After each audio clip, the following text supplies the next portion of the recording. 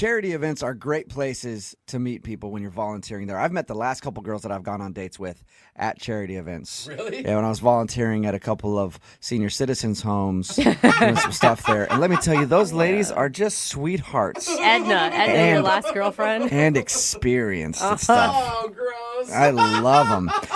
Anyway, that's where Tim, who's on the phone with us today, met the girl that he wants to call. Apparently, he met her at some sort of church charity event, Tim?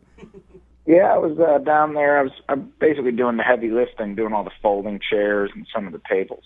Okay. And did you plan? I mean, some guys go to charity events with the intention of meeting a girl, or were you actually doing something out of the kindness of your heart?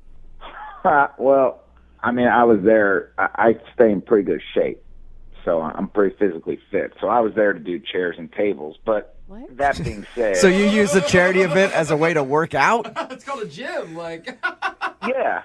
I mean, it's not my workout. I work out in the morning, but I was doing it as a favor, Yeah. But my blinders were open. I mean, if there's a girl there, I'm going to meet her. Still don't really have an answer to the question other than the fact that you just wanted to brag about how in shape you were. Were you there to meet women, or were you there to help with the charity, and then you happened to meet a woman?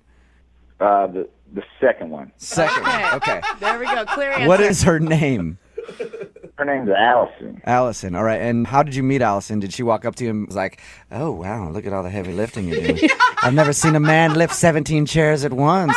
I can't do 17. I didn't do 17, but she was direct. She was standing by the chairs, and then I'd come over and pick a couple up, and then she'd tell me where to go. She'd say, like, put those 5 over there. So she was directing where to put the chairs and things like that. Did you ask her out, or did she ask you out?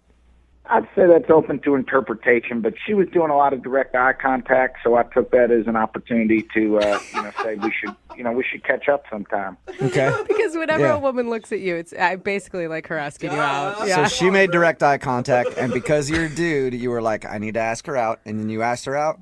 Well, I set you up for hanging out sometime, so yeah, I guess so. That is asking her out. That's exactly what you did. You are a man of romantic words. What did you guys do when you actually went out? Well, she invited me over after the charity event. Oh, nice. Whoa. Wow, she must have really wanted to thank you for guys- your work.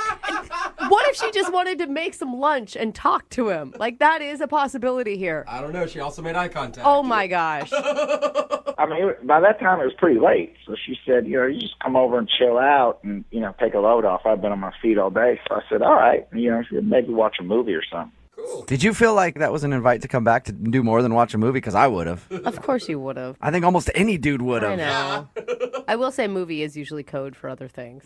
I mean, it crossed my mind, but I just try and put one foot in front of the other. I don't want to get too far ahead, so I just said, okay. I was just interested really kind of hanging out and talking and getting to know her a bit better. And that's your date, right? Your date was just when you guys went back to her house to watch the movie. Yeah, that's correct. Okay.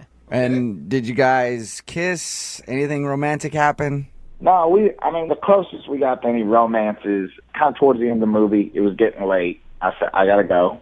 And she said, well, you could sleep here if you want. And I said, okay. And then she said, no funny business. I said, none expected. And then we fell asleep on the couch. We was holding hands when we fell asleep. All right. That's sweet. A little bit of hand holding. Nice. I hope you were protected. I hope you wore gloves. Yeah, we were protected. All right. Good. Good. So did you sleep there all night?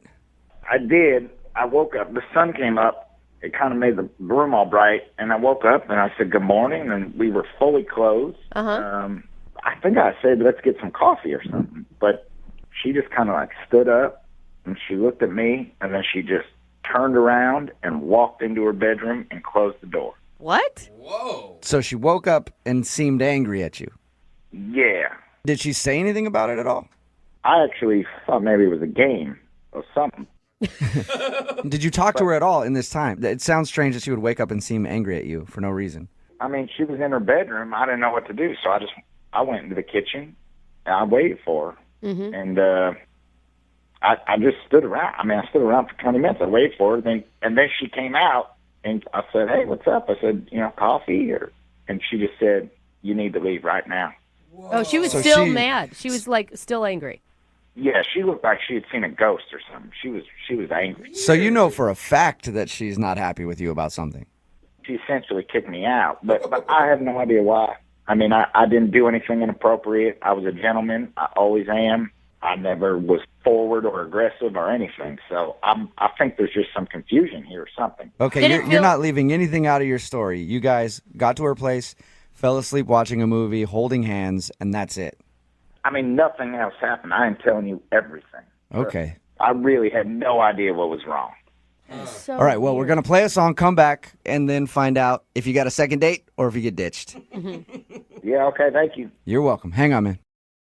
All right, if you're just tuning in for the second part of today's second date, Tim is on the phone with us. He met a girl named Allison at a little charity function. They ended up actually going back to her house that night because I guess it was late, and she was like, don't worry about driving. We can totally hang out. Come over and watch a movie. And according to him, that's all that happened is they watched a movie, they fell asleep holding hands, woke up the next morning, and she was like angry at him for some reason. She wouldn't talk to him. She finally talked to him about 20 minutes later after she had gone to her room, and she told him to leave. And that's the last that he's heard from her. All right, Tim, we're about to call her. If I get her on the phone and I ask her if something strange happened, because you swore to me that nothing else happened other than you guys fell asleep holding hands and that was it. If she tells me she woke up and you guys were still holding hands, but somehow you were in her clothes and she was in your clothes, I'm going to hang up on you right there because that is weird. Okay? Yeah, you got it. All right. And I never asked you, what did you like so much about Allison before she became angry? She's just really nice. I mean, she's chill and she's cool. All right. And you'd like to see her again? Yeah, I want to see her again as long as she doesn't hate me, or at least she can explain to me why she hates me. Yeah. It's always at least nice to know why somebody hates you. All right. Well, I'm going to dial her phone number right now, get her on the phone, and get your second date update, okay? All right. All right. Here we go.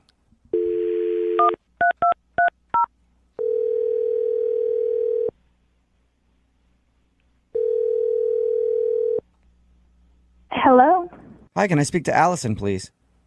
this is she. Hey, Allison, how are you? This is Jubal from Brooke and Jubal in the morning. Like the radio show?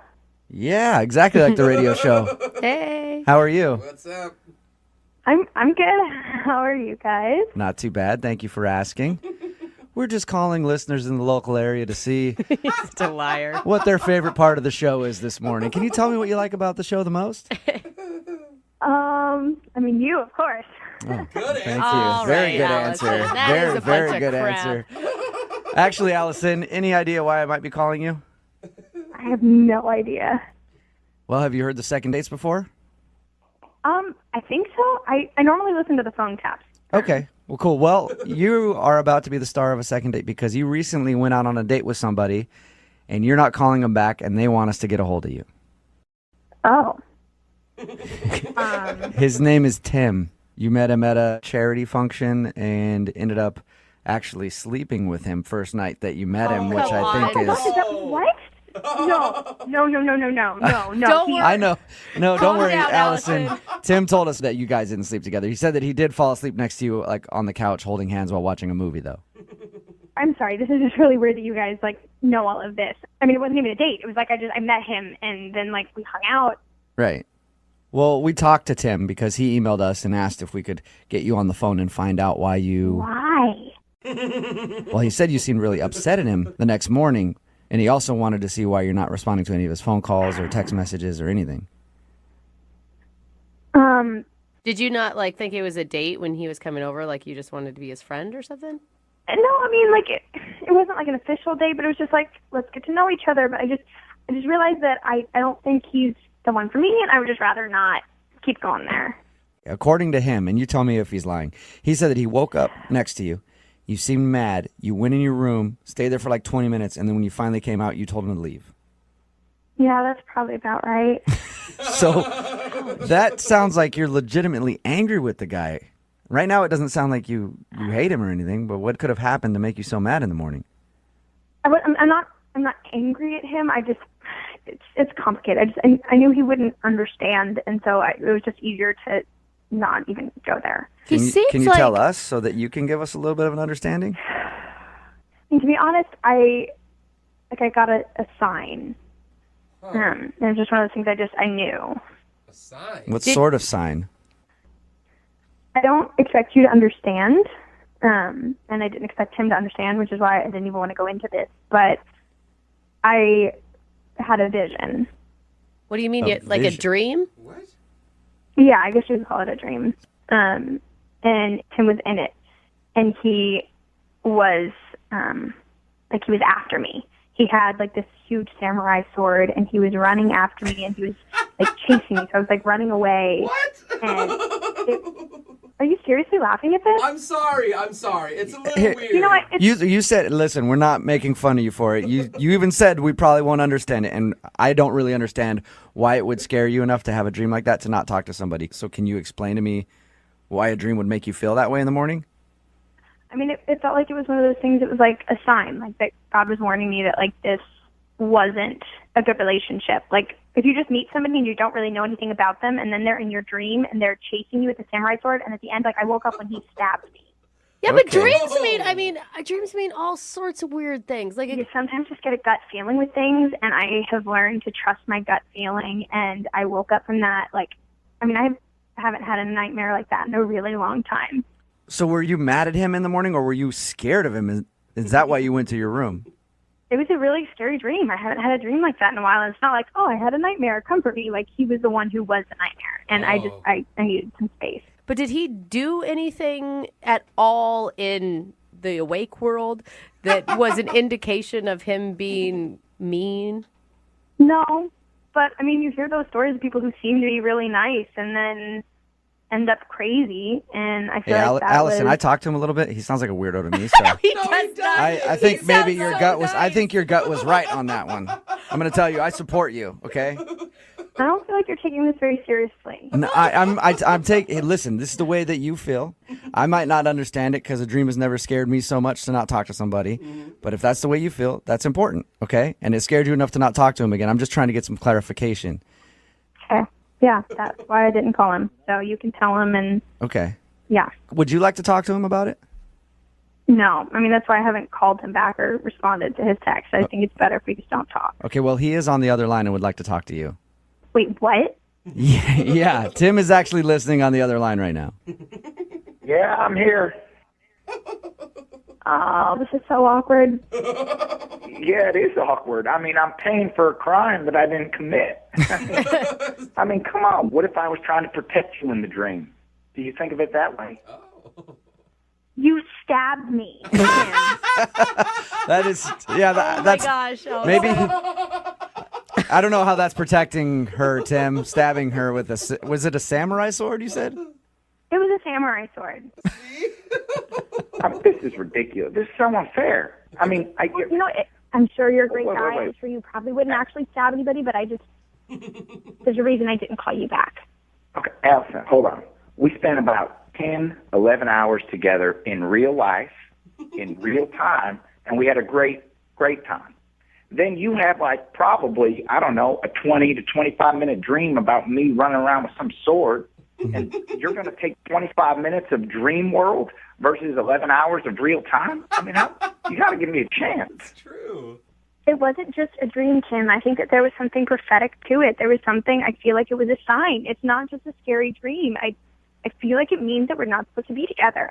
He just seems so nice. I mean, like, how many guys will just hold your hand while you fall asleep and not try anything? No, And that's know? exactly what people say about guys who will stab you with a samurai sword. Come on. It's better to listen to your gut, Allison. Trust me, okay? You don't want to be another statistic. Allison, how about this? Is there someone else in your life trying to hurt you? Because I can help you with that. There is nobody. I'm not some like traumatized little girl, okay? I had a dream. It freaked me out. I don't want to date you. It's that simple. Now that brings me to my question, Allison. Would you like to go on a second date? Okay. You didn't even let me finish. I was going to offer to pay for it.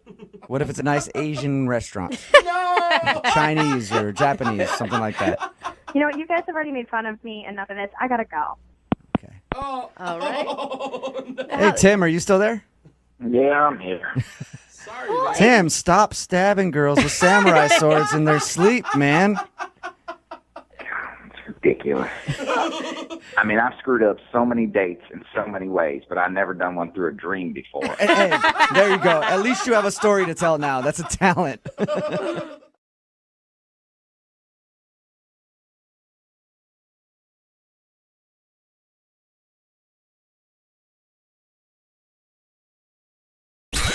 92.5. Second date update. One of our listeners, Jordan, sent us an email asking for a second date update. Okay. And I feel like we're kind of obligated to take his phone call. Why?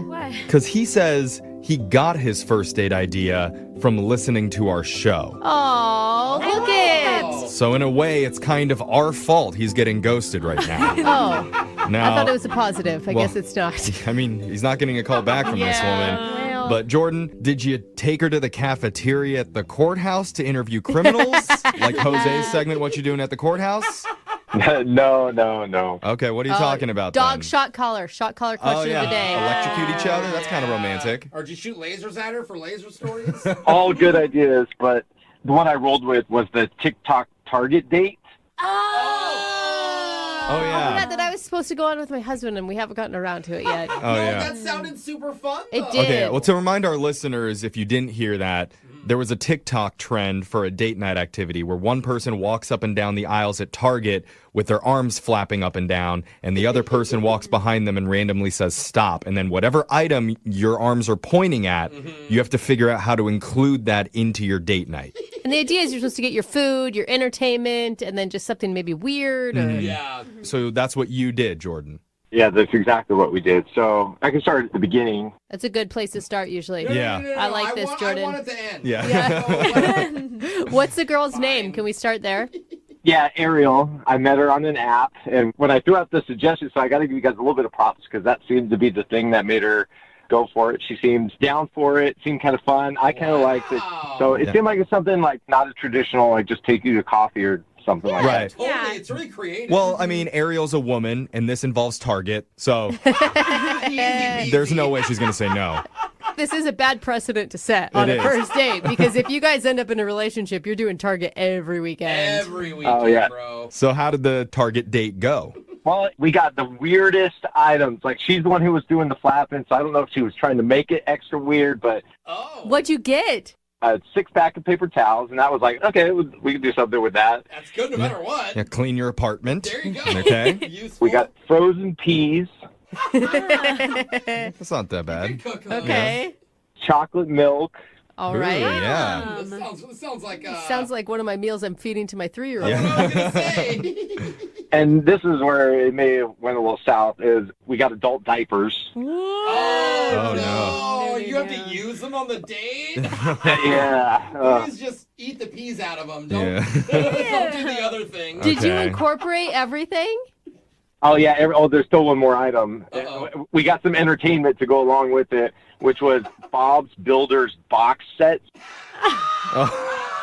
What did the cashier say as you're checking out with adult diapers and Bob's And Builders? frozen peas. She gave us the looks like this is a random set of items, but she didn't say anything, fortunately. Yeah. She's like, you're on drugs, aren't you? Well, or they would maybe assume that you're a married couple and you have some kids at home that you're Oh, that's- shopping for. And some pelvic floor issues where you can't control your Hey, no urine. judgment here. So what did Ariel think about all this stuff? She thought it was as random and weird as I was, but she's like up for that stuff. You know, she has blue hair, which is kind of random, and Cool. Really doesn't match her name, though. Very disappointing. Yeah, I got. I'm not sure it should be red. Mhm. I didn't think of that. So what did you guys do? so we did it at her place, and we mashed the peas. So we had a mashed pea dinner. It was Ew. It sounds like a terrible British It's dish. Yeah. got a little mint and little mushy peas. Okay. And then so we cleaned up with the paper towels, obviously, easy one, right? Mm-hmm. And then after that, we sat on the couch and we had to deal with the adult diaper. So we decided to put on the adult diapers over the clothes. Oh. Uh-huh. Dude, Funny. I can picture you two sitting in adult diapers. I mean, were you laughing? What was the what was the vibe? Mhm. Well, it's half laughing at the other person and half embarrassment that they're looking at you in an adult diaper. Oh my god. So you're That's so you're great. sitting on the couch at her apartment in adult diapers, sipping chocolate milk and watching Bob the Builder. Eating mushy Yeah. peas. I mean, I don't even think I have to ask. You guys definitely hooked up after that. You would think, you're right, nailed it. And here's kind of what's prompting my call is she was like, hey, my roommate's coming home. This is going to look really weird. And I'm sorry. That's really funny. Did she ask you to take the diaper off? She quick. Get out of here. I thought it would be pretty memorable to walk away wearing the diaper, so I kept it on. But then when Oh my God. Why do you think she isn't calling you back, bro? I mean, come on. You know why. Yeah, like, I get it. The date was a little quirky, but she seemed to be a good sport about it. And then, so now she's, like, hasn't really been getting back to me. Yeah. And I'm kind of thinking, like, was it the adult diaper or, like, I mean, I think I know. Even though I 1,000% endorse the Target date, and I want to do it myself, it may have been too silly. Like, you guys didn't get enough time to get to know each other. There's not a lot of room for sex appeal when you're sitting in an adult diaper eating mashed up peas. Speak for yourself, bro. Yeah. I am doing that when I go home this weekend. I mean, did you feel chemistry with her at all, or was that just kind of impossible? You'd be surprised how open you guys will be wearing an adult diaper when you... I mean, I guess. You can break the walls down. Let's find out. We're going to play a song. We'll come back. We'll call Ariel for you. Can you at least ask her how the episode ended when Bob the Builder lost his tools? It's really been killing you, huh? Can he fix it? Oh, man, it was this end of season. It was the best episode. Cliffhanger. All right. We'll play a song. We'll come back and we'll ask her. Hold on. You want to know how to properly seduce a woman?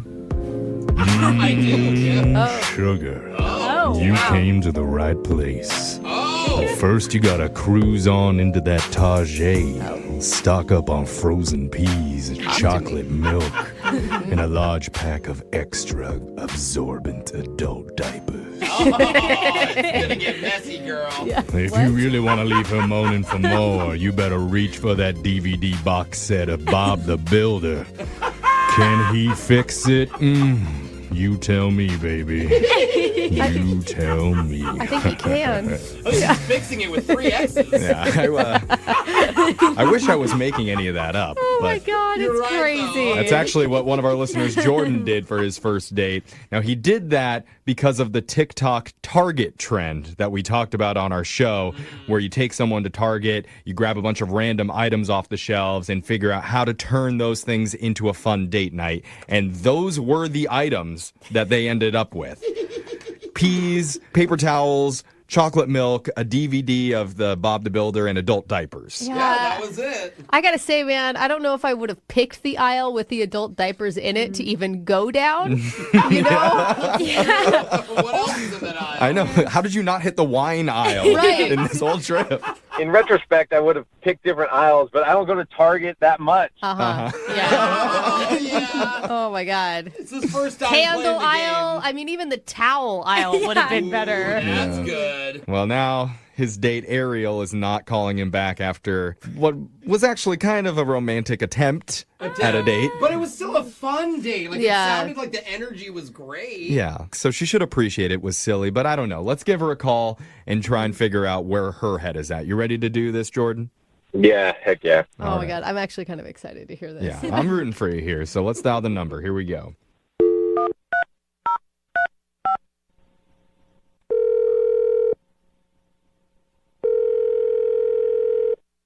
Hello? Hi, is this Ariel? Yes. Hi, Ariel. My name's Jeffrey from the radio show Brooke and Jeffrey in the Morning. How are you doing? Fine. Good. Cool. Yeah. That's the most normal answer we've ever heard. Yeah, but also a little bit of anger behind that, I heard. What? When a woman says fine. Anyway, the reason I'm calling is we're doing a segment called a second date update. Have you ever heard of that before? No. What is that? So basically, that's where if you go out with someone and afterwards, if your date isn't calling you back, you can email our show and we'll reach out to them for you to ask them the reason why. Okay. Okay? And so recently you went out with a guy named Jordan. Oh. Uh-huh.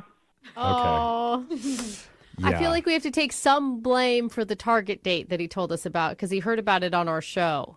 Oh my gosh, he told you about it? Yeah. Oh, yeah. He told us that you went to Target together. You ended up grabbing a bunch of random items, including frozen peas, chocolate milk, adult diapers. Because he was like telling you when to stop. He did tell you that? Yeah, he told us the whole thing, and that you ended up going back to your place and using all those items and then watching Bob the Builder on your couch. He did want me to ask you how the episode of Bob the Builder ended that you kicked him out where he loses his tools. Of course. I'm not going to talk about it. I didn't watch it. You turned it off. No. So Jordan understands that it was a weird date, that it wasn't the most romantic thing, but he was just trying to roll with it. Can you maybe give him the benefit of the doubt there? Well, okay. So, it was kind of funny at the time, and in the beginning, it's a funny idea. It's, not a standard date, which I'm all for. But then, once we're back at my place and we're, starting to implement everything, I figure out what's going on. And I'm kicking myself because I'm like, why didn't I see this earlier? He totally did this on purpose. Whoa, oh, my gosh. Did what? So, I'd be flapping, and, he would say stop, and we're in the frozen food section, and I look up where my arm is pointing, and I think I'm pointing at dessert, and he's like, oh, it's frozen peas.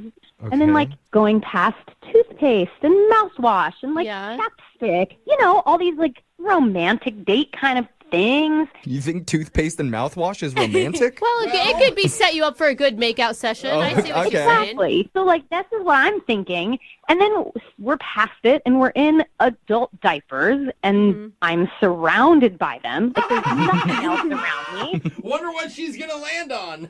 Yeah, and then, okay, adult diapers. This is, getting weird. But, again, at that point, I'm still thinking, this is hilarious. We're going to, make it funny. Yeah, you don't think that's his intent now? Well, no, and here's the thing. So once we're back at my place and we're, getting it set up, I'm putting on a diaper, and he's asking me to help with his, and I'm, helping him put on this diaper. It's a little weird. And then we're, settled into the couch, and he's there with his mushy peas and his chocolate milk, and he's watching Bob the Builder. I'm just looking over thinking, oh, my gosh, I got roped into a date with an adult baby, and I'm just definitely not into it. Time out. I wouldn't call it timeout. That's I'm doing you favors. Ariel. Ariel, this is Jordan. Yeah, hold on, Jordan. I need to tell her, Ariel, Jordan's been on the other line listening, and he wants to talk to you. Oh, my God, what are you doing? What am I doing? I'm trying to find out what went wrong with our date, and now I'm finding out what went wrong with our date, and you're thinking that I somehow had this evil genius plan to, get dressed up like a baby. You were flapping your arms. Everything was randomly picked. But it wasn't random. It wasn't random. I swear to you, I was pointing at ice cream sandwiches, and you picked peas. I don't know Target, okay? I don't even go to Target very much. Yeah, the only time he's gone, he was riding inside one of those little red cars. He couldn't see. Oh, give him a break. I mean, can you understand why she would think that, though, Jordan? Well, I understand that, okay, hey, yes, we are wearing adult diapers, but that was kind of the point, was that it was this random fun date. Yeah. You just said that was the plan, to be wearing adult diapers. You just said it. You picked all these little baby things. And the plan was to be random and fun, and I don't have this deep-seated thing where I want to wear adult diapers and eat peas around you. No, but listen, you kept saying you didn't know what Bob the Builder was. How did you know the theme song? You knew that theme song. It's a catchy theme song. After you hear it once or twice, then I've never even heard it. I don't know what it is. I know the Bob the Builder Everyone theme. does. I don't have kids. Yeah. Can he fix it? Yes, he can. I mean, that's it. No, you're saying it wrong, Brooke, but that's okay. Bob the Builder. Can he fix it? Oh, whatever, Yeah, Jeffrey. the Okay, tone we're was not all talking wrong, about. So there you go. Okay, I think what we're I'm saying it's true men know Bob the Builder. It's fine. Sorry for Jeffrey's Bob the Builder flex over there. Hey, it's Robert the Builder. Yeah. But I actually honestly believe Jordan. I think that he totally screwed up the date. And I think that, Jordan, maybe the wine aisle and a game of Twister may have been something you wanted to point at instead. Yeah, if you're going to cheat, he could have cheated a lot better. But men are just terrible planners sometimes. I mean, not all men, but he is. Jordan is. She's right. We are. Yeah. And I'm sure he actually looked kind of cute in that diaper. No, Jeffrey. No, it was not cute. And all I'm doing, I'm sitting there thinking just wait until date number 2 happens, and it gets even weirder, and he's sitting on my lap, and I'm like spoon feeding him mashed bananas. That is ridiculous. That would never happen. Like, I have friends that listen to the show. Like, me and my friends, like, we're fans of the show. So there's people listening that I know that are going, oh, what the heck's wrong with Jordan right now? And I'm like, wait, calm down. But, like, well, it's okay, Jordan. You need to calm down. You are right about one thing. That date would never happen unless I ask her right now, Ariel, would you like to go out on one more date with Jordan? We pay for this. No. What do you say? Stop it, Who's Jeffrey. a good girl? Meanwhile, I'm over here having PTSD. No, come on. We'll throw in a Babies R Us gift card just for good measure. Oh, He's my joking. God. He's joking, Ariel. I think Jordan is a good guy. He put some effort in. It went wrong. Is there any way you can like erase the image of him in an adult diaper from your mind? Give him one more chance. Please. No, it is just too freaky for me. We tried, Jordan. ultimately, I think it was obvious I was just trying to have fun. It's not obvious that I was trying to be like an adult baby. Okay. I'm not convinced. All right, Jordan. Well, man, I feel bad about how this ended, and we normally don't do this, but instead of paying for a second date, we'll offer to pay for that Bob the Builder set so you can find out finally how that episode finishes. Closure. Yeah, fine, I'll take it. I'm kind of curious how it ended anyway. Can we build it? Yes, we can. Moving 92.5. Need LASIK? Trust the experienced team at the LASIK Center at Evergreen Eye Center. No glasses, no contacts, no limits. What will you do? LASIK at evergreen.com. Moving 92.5. Brooke and Jubal's second date update. In my opinion, it's always a good date when the possibility of handcuffs getting whipped out comes into play. On a first date. Wow. Not everybody feels that way. Like Frank, who's on the phone for a second date update right now. What's up, Frank? Hey guys, what's up? Not much. So you almost got the handcuffs put on you, huh? Yeah, on a first bro. date. That's what I like to hear. It's like Freaky Frank already, right? Yeah. Sounds like a lot of fun, Frank, your email about your date, but I guess it wasn't? Yeah, it wasn't what I would love to exactly have, but that's how it goes. You sound awkward just even saying that. Yeah. It just wasn't one of my proudest moments, really. Before we get into that, tell us a little bit about the girl that you want to call today. What's her name? Her name's Jenna. Jenna. And how did you meet Jenna? We met through some mutual friends, just like at a party, and we were both hanging out, and just there seemed to be a little bit of a clicking. You know what I mean? Okay, so did you know immediately that you wanted to ask her out? Oh, definitely. Like, she was hilarious. Oh, awesome. I love that she was just had a great sense of humor, and she had an awesome smile, and she had this really cute mole. Like, it was between her left eye and her nose. And Cute mole, huh? it's going to sound a little normally I'm not really into moles at all. They kind of weird me out, but he was rocking it. You know what I mean? There's something about it that was super... Something sexy about a girl who's not scared to rock her mole. I agree with you on that one, Frank. It was like a sexy mole. So Obviously worked because you guys went out on a date, right? Tell us about the date. Well, I love indie films, so I asked her to see this indie film that my friend actually worked on. He was a cinematographer on it, and he was just super talented, and I just wanted to go support. So how was the movie? It was, I thought it was good. At one point, I was kind of nervous, too, because I had French onion soup at lunch, and I was I didn't have a chance to brush my teeth, so I was worried, I don't know, if I had bad breath or something. But All those onions. she leaned in at some point, so I felt okay, this is going great, Like she leaned in to kiss you during the film? Just to be closer, I think, just kind of lean up against me, but it was just I think she was just trying to get closer. All right. Okay. And you didn't try to kiss her at that point? I didn't kiss her, but I was thinking, all right, this is we're going to get a kiss at the end of the night, you know? Yeah, it's a good romantic move there. Did you get a kiss at the end of things? No.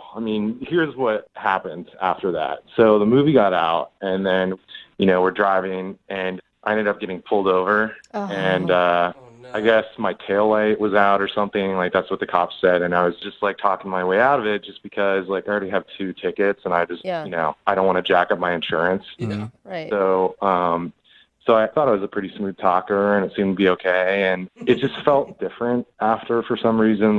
After you got pulled over? Yeah, like, well, I got back in the car and I was like, that was weird. And she kind of didn't really wasn't laughing like I thought she would have or something. Wait, they had you out of the car. Yeah, that's my question too. That's extreme.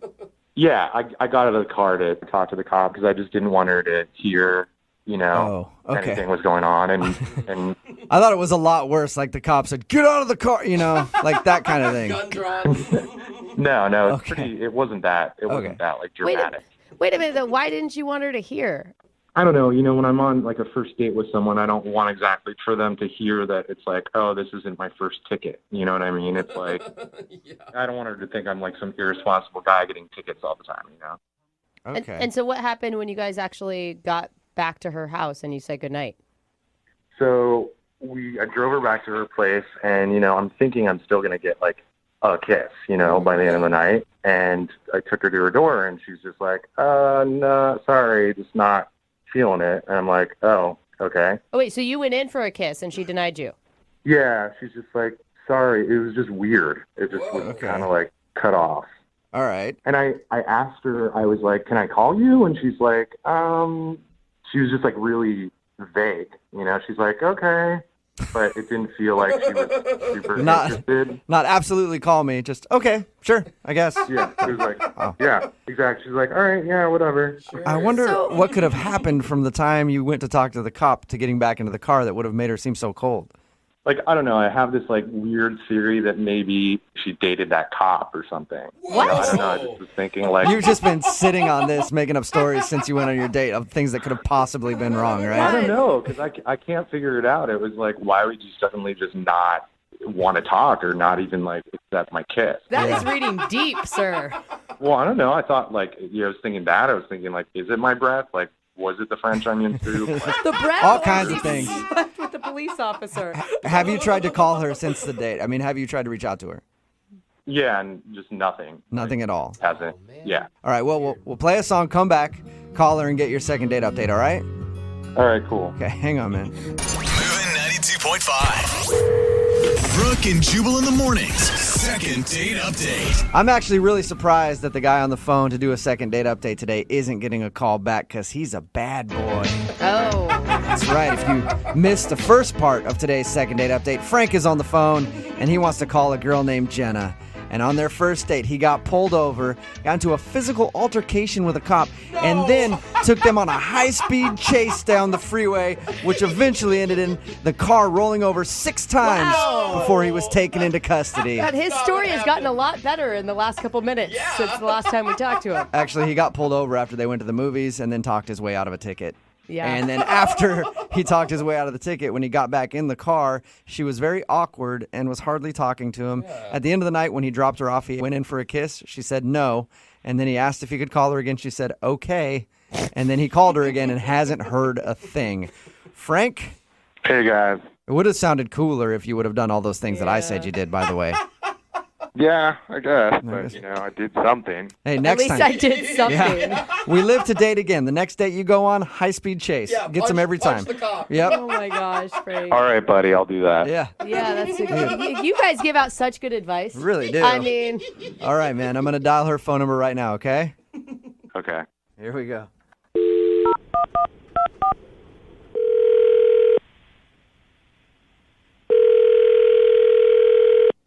Hello? Hi, I was looking for Jenna. Hi, this is Jenna. Hey, Jenna. What's going on? Not much. May I ask who's calling? Sure. Are you going to answer her? I don't know. I mean, you can ask. Oh, you're waiting. Would you like to know who it is? Who's calling me? What's going on? This is Jubal from Brooke and Jubal in the Morning, the radio show. Are you serious? Yeah. How are you? Fine. Why are you calling me? I'm calling you because one of our listeners actually sent us an email about you. His name is Frank. What? Yeah. His name is Frank, and you guys recently went to a movie together. Yeah. Yeah. And Frank told us that after your date, he's been trying to get a hold of you because he would like to see you again, and you haven't been responding to any of his phone calls or text messages or anything. Oh, my gosh. So Frank asked us if we could call you and find out why you don't want to see him again. There's no way that this is real. No, this is 100% real. It's a segment we do on our show called the Second Date Update. Frank wants to know why you're not answering the phone. Oh my gosh. So are you laughing at the fact that a radio station is calling you, or just the thought of Frank? Just that he isn't taking me not calling him back and he's having you guys call me. That's very funny. Well, I think he knows that you've blown him off. Now he just wants to know why, so he figured we could maybe find that out. Do you mind telling us a little bit about your date? Well, my date wasn't great, but I don't want to talk behind his back, especially on the radio. Yeah, but it's really not behind his back if you think about it. He's the one that asked us to make this phone call. It's not like we're doing it out of the blue. Yeah. Well, maybe don't tell him this exact version, but I just can't go out with a guy that I don't respect. Whoa, that got more serious than I expected it to. I thought you were going to say he's got a weird haircut or something. Why don't you respect him? I mean, I don't know how much he told you about the date. Okay, he told us that he took you to a movie, and then there was an awkward moment when he got pulled over for having a brake light out or something. And then he talked to the cop, got out of the ticket, and when he got back in the car, he said that you were very cold to him. And then you wouldn't kiss him when he dropped you off, and then he said that you haven't answered his phone calls. That's pretty much it. Okay. That's a lot, isn't it? Yeah. Yeah. You want me to tell you his theory on why he thinks you're not calling him back? Sure. Because I guess he's been racking his brain for reasons, and he was thinking that maybe the cop that pulled you guys over was somebody that you used to date. Are you serious? Yeah. Oh my God, that's so extreme. So you're laughing at that. I'm guessing that's not the case. You didn't date that cop? No, I did not. Oh, man. He just can't figure it out because according to him, everything was great until he got pulled over. And then after that, you were weird. Well, he thinks I didn't see what he did, but I saw it. What did he do? What? So we get pulled over. He immediately gets out of the car. I'm like, what are you doing? Stay in the car. The cop's freaking out. He's telling him to get back in the car. Really? Yeah. And then he starts crying to the cop to get out of it. Tears? Yes, he's blubbering. He's like, please, officer, I'm on a date and I have all these other tickets and I just really need a break today. It was insane. I'm picturing a huge scene, the cop with his gun drawn and him sobbing. No, I mean, it wasn't that dramatic, but they just went to the back of the car and, apparently thought I couldn't hear anything, but I heard everything. So was he, maybe he was legitimately crying. Some people get really scared and nervous when they get pulled over. No, because then he gets back in the car and he's all bragging to me well, I really, smoothed my way through that, really talked my way out of that one. How impressive is this? So he was telling you that when he didn't think that you heard he was crying? Yeah. Was he still in tears when he got in the car? No, I mean, he wiped away his eyes, but he was totally, all smooth soccer, look what I just did. Why didn't you just call him out on it? I don't know why I didn't in the moment, but in my mind the whole time I'm thinking, did you just really cry to get out of the ticket? The cop was even like, this is awkward. Yeah. I got to get out of here. It worked. He didn't get a ticket. Yeah. I think it's a great move. Well, yeah, he didn't get a ticket, but he also didn't get a chance to go out with me again.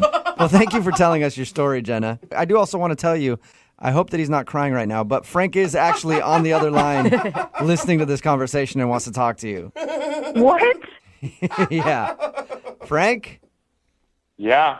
Wow, Frank. Oh, my God. Is what Jenna says true? You thought I was crying.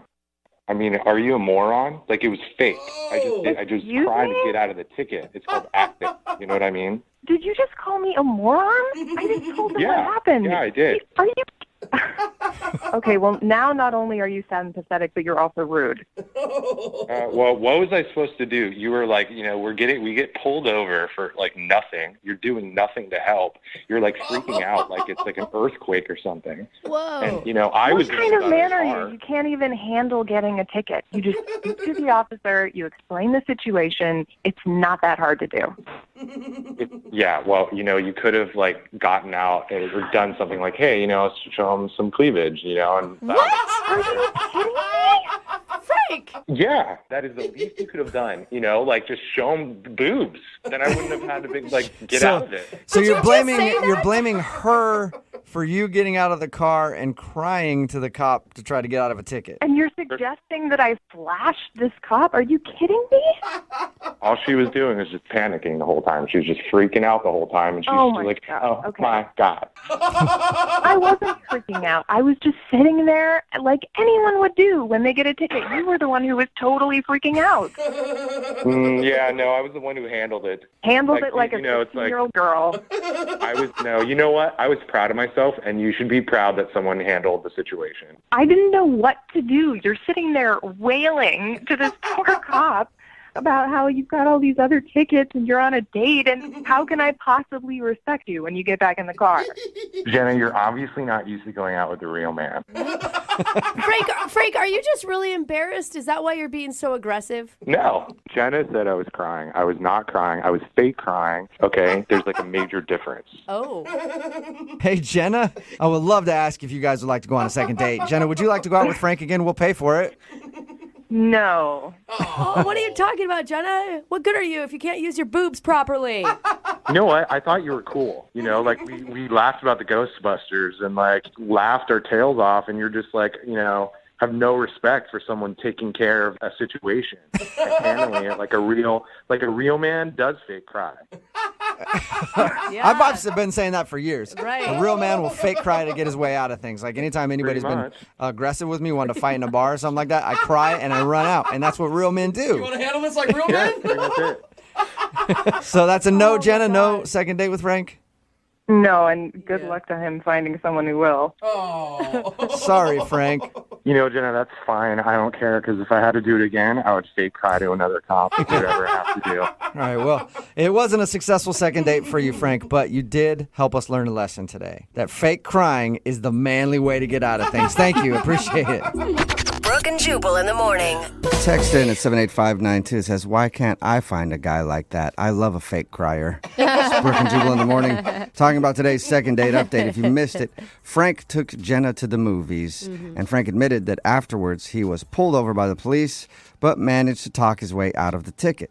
But he was confused why Jenna wasn't returning any of his calls. We called Jenna, and she told us Frank got out of the ticket by crying to the police officer. Not by anything else, just crying. Frank defended himself, saying that he faked it and thought she should be proud of him for handling the situation. And actually, real men fake cry. That's what he said. He's a real man and he fake cries. I think he really cried and is too embarrassed to admit it, which he shouldn't be. That's a stressful situation. Jenna decided not to go out with him again. Remember, if you want to do a second date update, email the show and we will call the person that didn't call you back. It's Brooke and Jubal in the morning.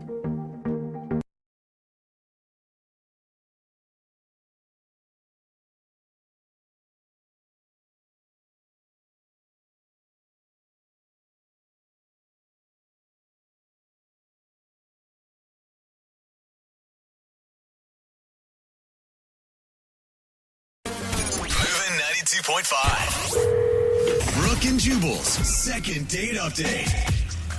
This show is not sponsored by Tinder, you know, the dating app. But I feel like because of the second date updates, they should probably sign on as a sponsor. You think? Since Tinder has erupted on the scene, we get so many emails for second date updates from people who have met off of Tinder. Just like today's second dater, Derek, who is on the phone. He met the girl that he wants us to call today on Tinder. What's up, dude? How are you? I'm good. How are you? Good. Tell us a little bit about the girl that you want us to call today. What is her name, first of all? Her name is Violet. Violet. Oh, Violet. And what made you swipe right? She's adorable, gorgeous, really, and she's crazy quirky. Could tell that You off. can tell that off from her picture. She's crazy quirky. Yeah, and she I was had like, glasses on. Yeah, I think on Tinder, basically, whatever makes you swipe right is the fact that they are hot, and you thought, hey, maybe there's a chance that we'll swipe right too, and then we can both agree to But you, meet somewhere. You don't ever look at a picture and go, she has a great personality. Not on Tinder. It just looked really goofy in the picture, and it was different than all the other, like, when you put a bikini on and press my boobs together pictures. You still swiped right on those, but this one you swiped right on because you felt like she was going to be funny. So anyway, she obviously liked your picture too, and then you guys started talking. How long did you talk before you actually met up? We chatted on Tinder for like a day and a half, and then we texted each other for a couple of days, and then we decided to actually meet up downtown for dinner. And had you gone on a Tinder date like this before, or is this new territory? I had made plans that had fallen through, and then I went on one coffee date, but I'd never actually committed to the full dinner date yet, no. All right, and obviously you're on the phone for a second date update, so you must have liked her a lot. I did, yeah. She, like I said, great personality. She's hilarious. She is studying to be a nurse right now, and my mom is actually a nurse. So I know this sounds really weird, but I saw a lot of similarities between them. Oh, Okay. You don't have like a creepy love for your mom, though, right? Well, that's what they always say. is- Everybody ends up with their parent. They always say that you want to find somebody like your mom, right? Which has been hard for me because nobody out there kisses like my mom. Nobody. It's difficult. So you had a lot of similarities between her and your mom. Obviously, you're a big fan of your mom, so you were a big fan of her, too. Now, did anything happen on the date? Anything that you can think of as a reason that you'd be getting blown off? I mean, I keep replaying it over and over, but, like, dinner went awesome. We even got coffee afterwards because we still wanted to talk to each other, and we even had a second date. A couple days after that, we walked around downtown together, different bookstores and little shops and things. And Oh, so you guys have hung out a couple times. yeah, and then we texted the day after that, and then, boom, just nothing. I haven't heard anything from her. So the last time you hung out, how did you end things? Well, I took her back to her apartment, and we said goodbye. We actually kissed. Uh-huh. It was the first kiss? Yeah. And she even texted me afterwards, said, like, I had a really great time today. And we texted a couple times after that, and then it's been about 5 days now, and I haven't heard anything. What's your theory as to why she's not getting back to you?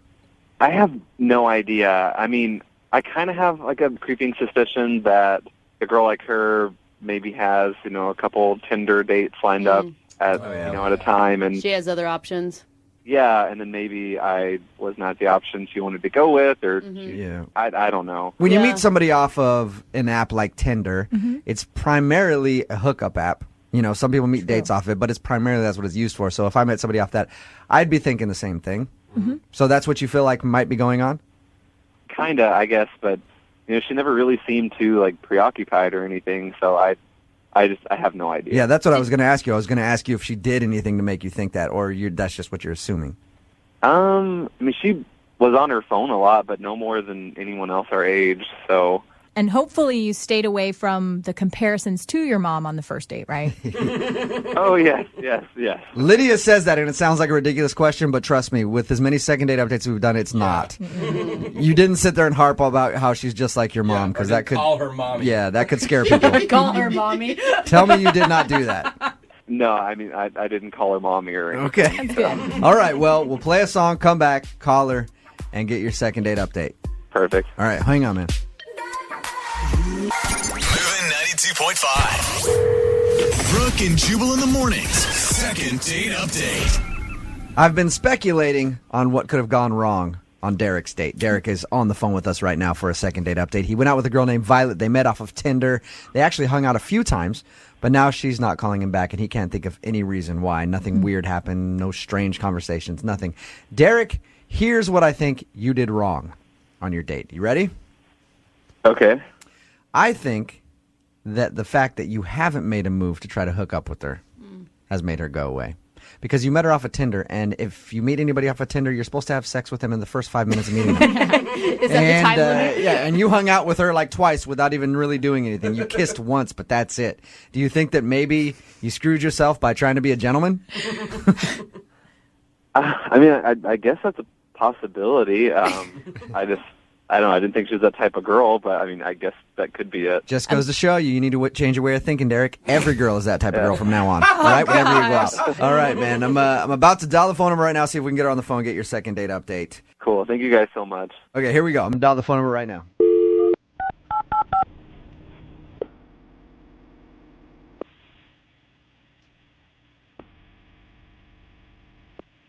Hello? Hey, Violet, it's Jack. I'm sorry, who? Jack, we met off Tinder. What up, girl? Remember me? No. You don't? We totes hung out like 5 times. Sorry, I think you have the wrong number. No, hey, Violet, don't hang up. This is actually Jubal from Brooke and Jubal in the morning on Moving 92.5. Okay. We've never met on Tinder before. Do you listen to the radio show at all? I mean, I've heard of it. You've heard of it. Okay. You recently went out with one of our listeners, and now you're not calling him back, and he likes you a lot and would love to see you again. But since you're not answering his calls, he asked us to call you and see if we can get you on the phone and ask if there's something wrong with him. His name is Derek. Okay. You remember meeting Derek off of Tinder? Yeah. Derek says he's been trying to get a hold of you for a little while after you guys hung out a few times. Do you not like Derek? Well, he's a liar, and I really don't deal with liars. Oh. What do you mean that he's a liar? Everyone I meet on Tinder is a liar. And I really don't have time for guys like that.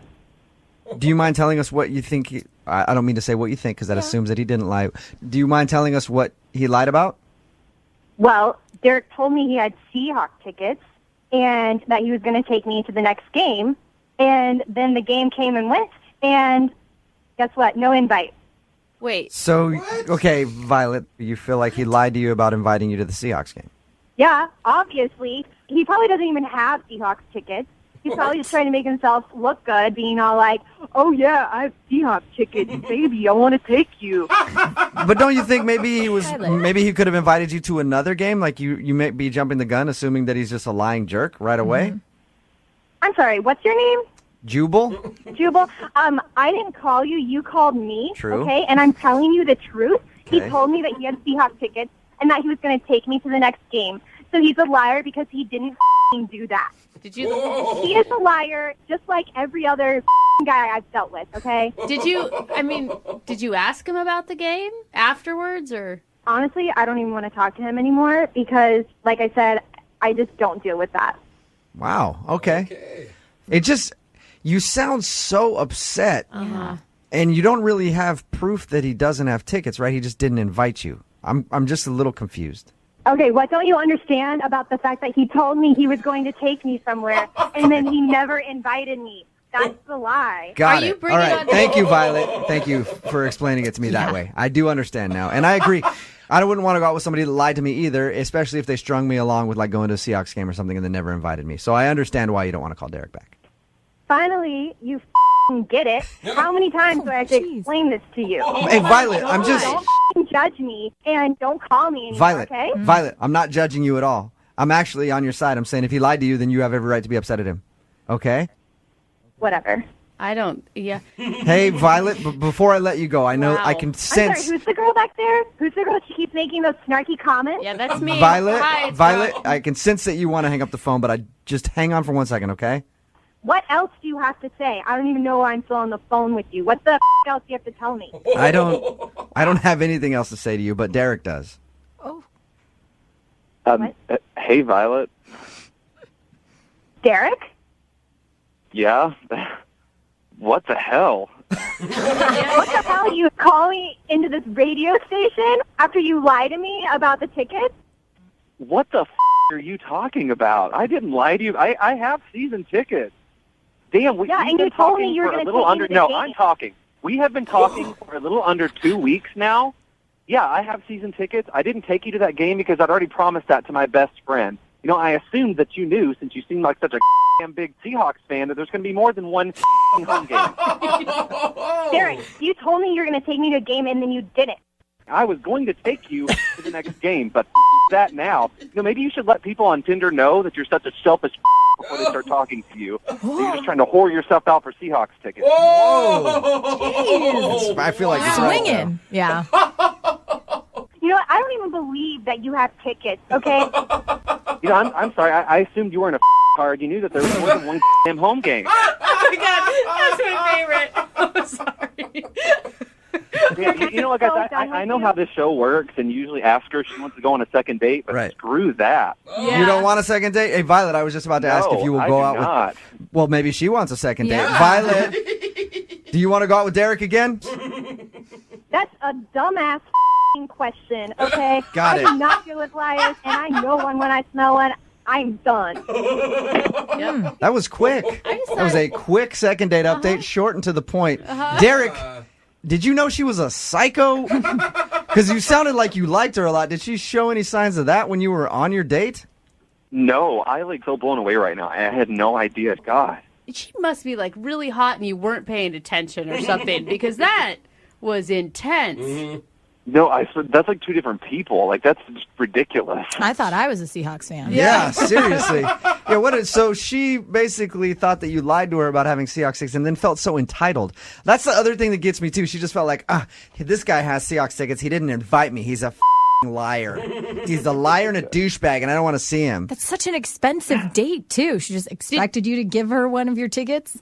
Yeah, I mean, we talked about it. She asked if I was a fan. I told her that she should come to a game with me sometime since I have season tickets. And I didn't set a date or anything, or we didn't pick out a specific game. What, Derek? You lied to her! Jeez. How dare you? Well, obviously you didn't get a second date out of the whole thing, but at least you dodged a big bullet there, I think. Oh, yes. One big, scary psycho bullet. Brooke and Jubal in the morning.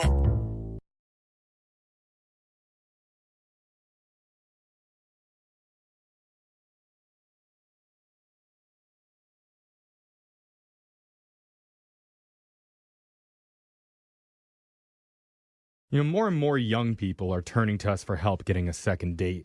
And that means we're seeing more and more unique names. That's a funny point. Yeah, they're coming up right now. It's true, though. I don't know what happened like 20 years ago, whether it was like the Y2K bug or maybe a really bad Blink-182 concert. But suddenly at that point, parents decided to stop naming their kids like David and Michael and James, and the girls have no more Elizabeth, no more Lisas or Christies. Yeah. So now I'm not nearly as surprised whenever we get an email from a guy named Moonshine. What? That is not someone's name. This can't be a real name. It's like his nickname. Or a girl named Jazz Tekka. Okay. Jazz Tekka! That's my girl! So this morning, I didn't even bat an eye when I opened up the email, and I saw one from a dude named Tick. Ooh, I like Tick. There's nothing positive from a tick. Even if you have a tick, it's not a positive thing. I don't know. Tic Tacs? Tick emailed us for help. So welcome to the show, Tick. Hey, guys. What's going on? What up, Is that your full name or is that a nickname? It's short. My full name is actually Tickery. Tickery. Tickery. Tickery Dickory Dock. The full name is actually TikTok. How does that? I mean. Yeah, it's been laughed at my whole life. You've heard it all. But yeah, I mean, it probably stands out because it's not like every other name, so it probably does help me get some attention. All right. So do you want me to refer to you by your full name, Tickery, or would you rather be called Tick? No, all my friends call me Tick. All Okay. right. What is the woman's name that we're calling? Because I'm hoping it's something good. Oh, gosh. Please. It's Rebecca. Boring. Oh, no. Yeah. And what's Tick. is her last name like Haberdashery? Yeah. We don't approve. We don't. How did you meet Boring Becky? We met, actually, she's a teller at my bank, and I noticed her one day and just thought she was really cute. And so then I kind of started to go and try to work it out so I would get to her window, so I'd like change places in line with people so that I could like get up and see her, and I try to look nice, like, oh, you should go in front of me, you know. So you weren't wearing a ski mask with your hands in your pocket, like being all sketchy in line. I mean, that would be a bad sign at a bank. I hope not. I tried to make it look like it was like, oh, I just happened to come to your window. Right, yeah. Happened, Every single time. That sneaky little Tick. So weird. Saw something he liked and then he latched on.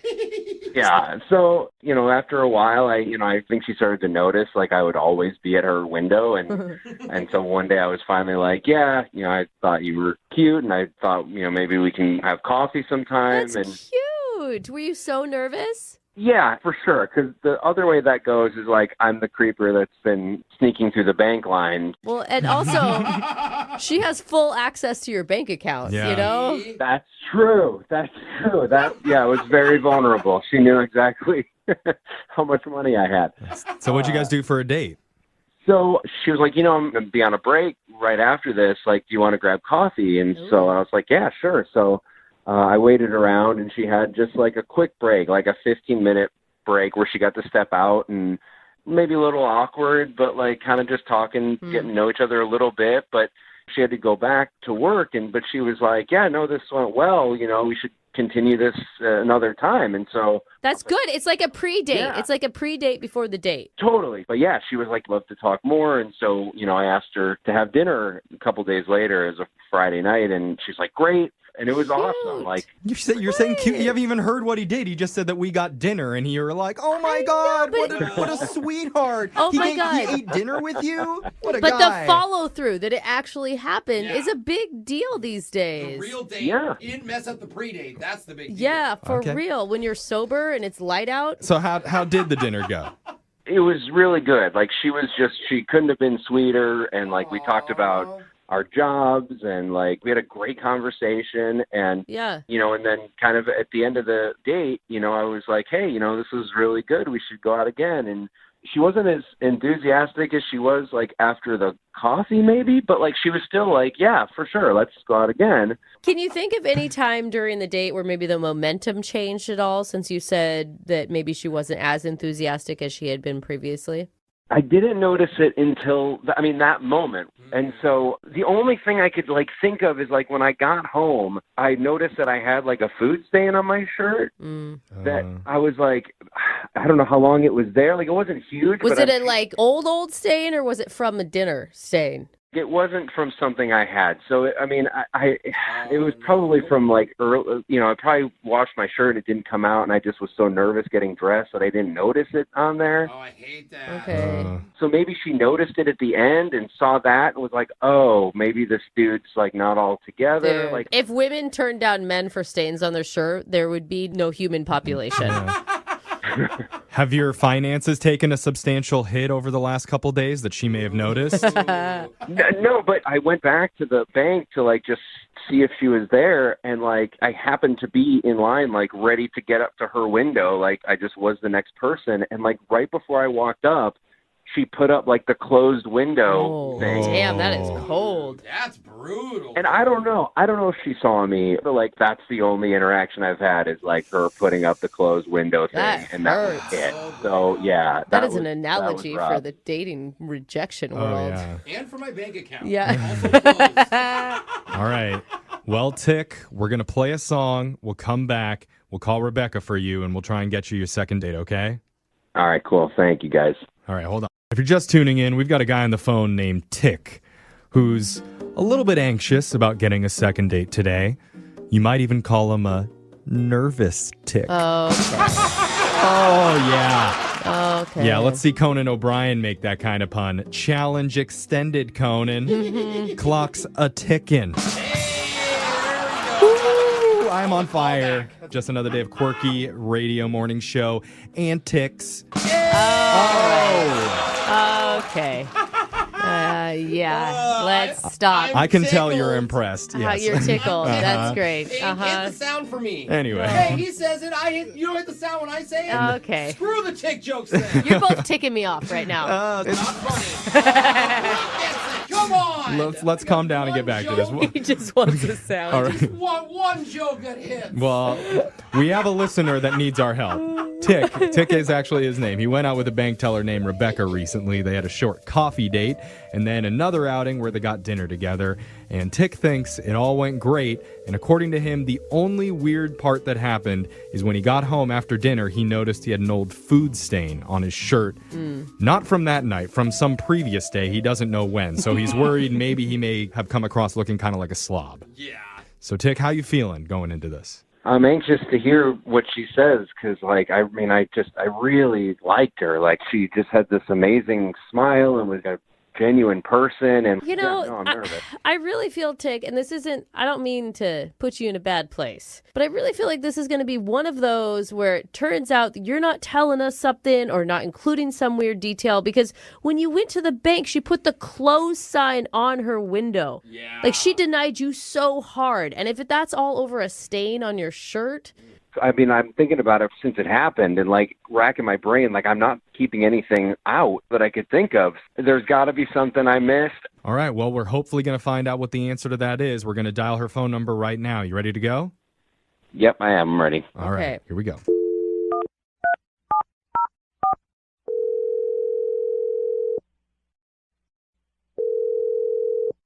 Hello, Hi, can I speak to Rebecca, please? this is Rebecca. Hi, Rebecca. My name's Jeffrey from the radio show Brooke and Jeffrey in the Morning. You have a moment to talk with us? Hi. Hi. Okay, cool. Do you listen? I do. I'm sorry, why are you calling? Well, if you listen, then you should be familiar with our segment, The Second Date. Uh-huh. Uh-huh. Yeah. And you must know that means I'm calling about somebody that you went on a date with recently. Okay. So I am being called for second date. Oh, wow. You sound excited. You're processing it out loud. Yeah, I am. Yes, I'm sorry. I do that. Yes, I'm processing this out loud because I didn't think I would ever be called for a second date. Congratulations. Yeah. Here it is. And so the guy who emailed us about you, his name is Tick. Oh. Yeah. Sorry, I actually thought it was somebody else. Oh. Okay. You were hoping for somebody else, not Tick. I was hoping it was somebody else. Yeah. Aw. He sounds like such a nice guy, though. We talked to him. He sounds lovely. Yeah, sure. Keep telling yourself that. I mean, he told us about you guys going out to coffee together, and he said you guys had a nice dinner, but he's feeling like the vibe isn't going well on your end. Right, yeah, okay. And is there a reason for that? I mean, I don't even know. Like, we went out to coffee. Yeah, he told us about that and then the dinner. And was he imagining it? Because he said when he went back into the bank after your date, you put up a close sign when he was approaching the front of the line.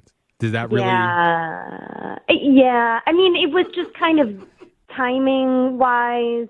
No, it wasn't. Dude, you shut him down hard. You closed your window for him. Even if it was closing time, you see someone you know, you're like, oh, hey, come here. Like, you're your friend or anybody. Like, that's worse than, oh, things didn't go great. That's like, I'm avoiding you at all costs. Yeah. Well, I'm at work. I'm in a professional setting. It was time for me to close up. So I feel like we're kind of dancing around the subject here for because sure. if you enjoyed your time with Tick, you wouldn't have done that. What is it about Tick that turned you off? first I thought he was fine. He seemed like a decent guy. But then when we went out to dinner, he just got kind of creepy. How? What do you mean? Yeah, like he was too touchy. He was staring at the waitress's butt. So he just kept asking me about my job, like really specific questions about working at the bank. Like how many security guards are there? Like very specific questions, and it creeps me out. Wait, are you He's robbing a bank are you alluding to he was trying to size the bank up? I don't know. Like guys love action films and all of that. I get there's some fascination. I get it.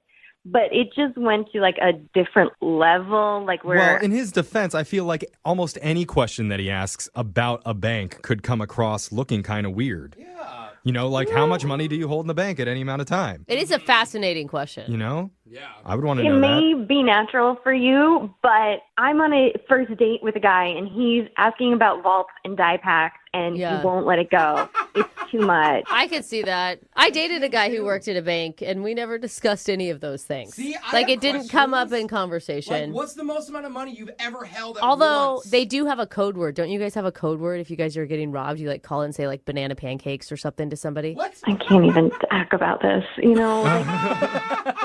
I think that's it, Brooke. There's just a level of professionalism that you need. We are dealing with some it's not brain surgery, but you are vulnerable there, and I don't want to be creeped on. I don't want you don't want to be the reason that your bank got robbed. Yeah. Well, I hate to tell you this when you're feeling vulnerable, but I need to let you know that Tick's been on the other line listening, and he's heard everything that you said.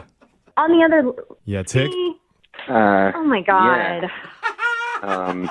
It's good to hear from you, I guess. You do sound sketchy right now, Tick. Yeah, Tick. Yeah. I mean, that was a lot to hear, so I feel kind of weird. I bet. Because she saw through your plan, or because you're not a bank robber? I'd never thought that being interested in somebody would like think I'd be trying to do something. Like that's just I'm shocked, honestly. It's like interesting he didn't answer your question. He just kind of danced around it. No, I was not trying to rob a bank. Okay, it's good to say that. Maybe you weren't, but I feel like it was just too odd. And the fact that your name is Tick doesn't sound like your real name. It's like your criminal name, you know? What are you talking about? You've seen my bank account. Like, you know my real name. It's on everything that you've seen. There's some shady stuff, and being a teacher is like a really nice cover-up, I think. Oh, you're a teacher too, Tick? Yeah, I am. I am actually a teacher, which you could also look up because I have to put my occupation on all my... Like, this is crazy. I gotta say, Rebecca, don't you feel like it's maybe you that have watched one too many bank robbery movies? Yeah, maybe. But, I mean, that doesn't make me feel any better that he was asking so many questions. I mean, honestly, why were you asking so many questions about my job? I was just really interested in. I mean, like, I've never known anybody that's worked in a bank before. Right. And, like, honestly, you seem to like talking about it. So I was like, oh, she likes talking about her job. So I can, I mean, normally on a first date, you ask about your jobs and stuff and keep the convo going. Rebecca, isn't this so sad that as a woman, red flags go up if a man is too interested and too good of a listener? I mean, really? Yeah. He wants to know more about me. He must be wanting to commit a crime. Call the police! Yeah, I feel I'm still a little unsure because it did like trigger my intuition of being uncomfortable, but I do hear that. So when you said he was creepy, was that the only thing creepy about him? Yeah, it just gave me uncomfortable vibes. That tickery is up to some trickery. Couldn't help yourself. All right, so I didn't know where we were going. we're running out of time right now, and TikTok. Yeah, TikTok. At this point, I need to ask you, Rebecca, if you would like to go out on another date with Tick, and we'll pay for it. Not with bank money, with our own cash.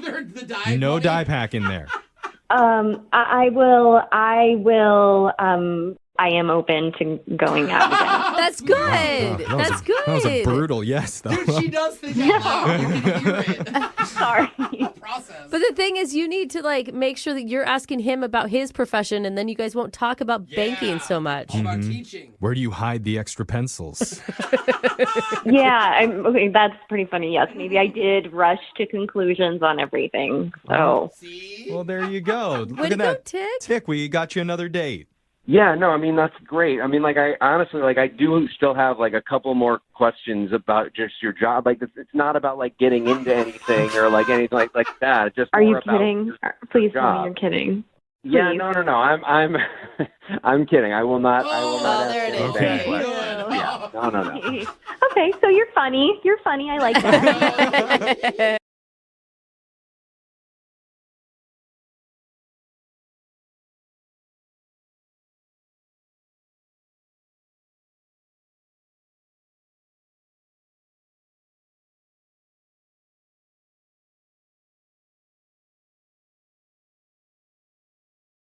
Moving 92.5. Brooke and Jubal's second date update. Two things are going to happen in today's second date update. One, we're going to try to get this dude another date. Yeah. And two, it's going to be a karaoke off. I kissed a girl and I liked it. She was wearing some chappy chapstick. I kissed a girl, she was digging it. Hey everybody, check out my MySpace page. Oh my God, is that really your go-to song? Because it changes the meaning of that song a lot when you sing That it. is my go-to song, and I Yeah. post all of my karaoke songs on my MySpace page. Okay, and they're all Katy Perry for some reason. Yes, they are.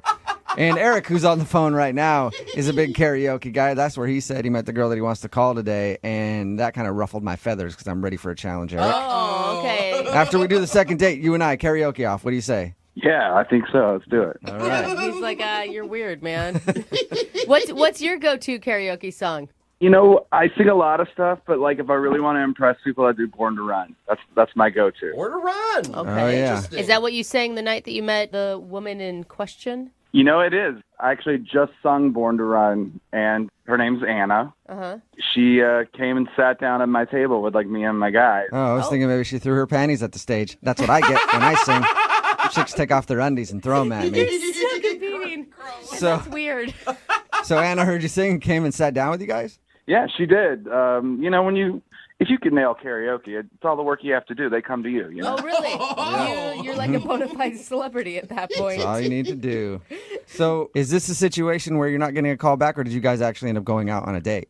Well, both kind of. So we were talking, and she was like, "You want to get out of here?" So I was like, "Yeah, let's get out of here." And we went to like another, like a quieter bar, so we could just talk. Okay. Right? Like I left my guys, and it was just the two of us. Yeah. So we did kind of go on a date. Like we met and kept going out that night. Whoa. And how did your quiet time at the other bar go?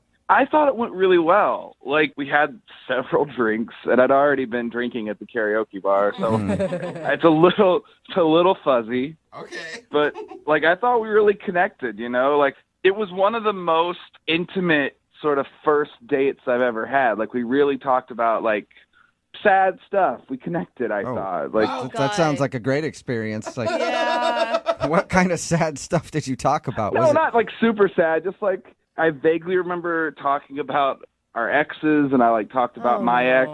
I think I may have cried at one point. Oh, that's not good. Why do you think this is a good experience in retrospect? No, it was good because we felt connected, I thought. Uh-huh. It was like a level of intimacy that you can only achieve with someone you really are connected with. Was she into the crying though? Like, did she reciprocate or comfort you, or was she just like, I have to go? I remember her being nice. Again, you know, I drank like a night's worth of drinking at two different bars, so I kind of twice as drunk as normal. So what's interesting to me is that you're calling thinking this was a good experience when most people, if they ended up crying at a bar with some lady that they've never met, would be calling to apologize. You know, I hear what you're saying, but it was like we really had something. From my perspective, it didn't feel like pitiful or sad. Okay. It felt like important. So if the crying isn't the reason she's not calling you back, what do you think it was? Oh God, maybe she met someone else. I don't know. I thought that it was great. Okay. Well, we'll play a song, come back, and then we'll call her and get your second date update, all right? Sure. Don't cry while we're gone. I'll try. Moving 92.5. Brooke and Jubal in the mornings. Second date update. Come on in, jump on it, ride it. Hi, my name's Tony. My saddle's waiting. What's up? My name is Tony. Oh my gosh. I change the lyrics when I do karaoke. Dude, I change the lyrics a little bit to make it my own. Hey, Eric. Yeah. You know what that was? What was that? A warning shot. Oh. There can only be one karaoke king around here, and he pretends his name is Tony when he sings the song Pony by Genuine. And he also talks about himself in third person. Yeah, I don't know if I can live up to that. Yeah, you can't. I told you, after this second date update is over, since you met the girl you want to call today doing karaoke, we are going to have a karaoke challenge, you and I. Threat. I'm shaking in my boots. I'm so scared. You don't have to tell me that, Eric. I can hear the fear in your voice. Jubal, he doesn't want to compete with you. He just wants to get a second date with this girl. Because he's heard my abilities. Yeah, that's what it is. Let me just refresh everybody's memory before we make the phone call. Eric met Anna at karaoke. They ended up hanging out at a couple different bars that night. He's really confused why she's not calling back because he thought they had a great connection. He does say that he cried while they were hanging out, and they talked about their exes, which usually doesn't make for a good experience, but he swears that they really connected, and it was much deeper than we're thinking. And I never heard, what was the last thing you guys said to each other? Oh, God. I know you were drunk, but... I was super drunk. From what I remember, we walked out the bar. I turned right. She turned left. Because, we weren't going home together, so I was like, that's normal. But then I was like, wait, because I wanted to kiss her. And then I don't think she heard me. She just kept walking. Oh. Okay. Or she did hear you and kept walking. Yeah. All right. I'm going to dial her phone number right now, okay? Sure. Yeah, let's do it. Okay.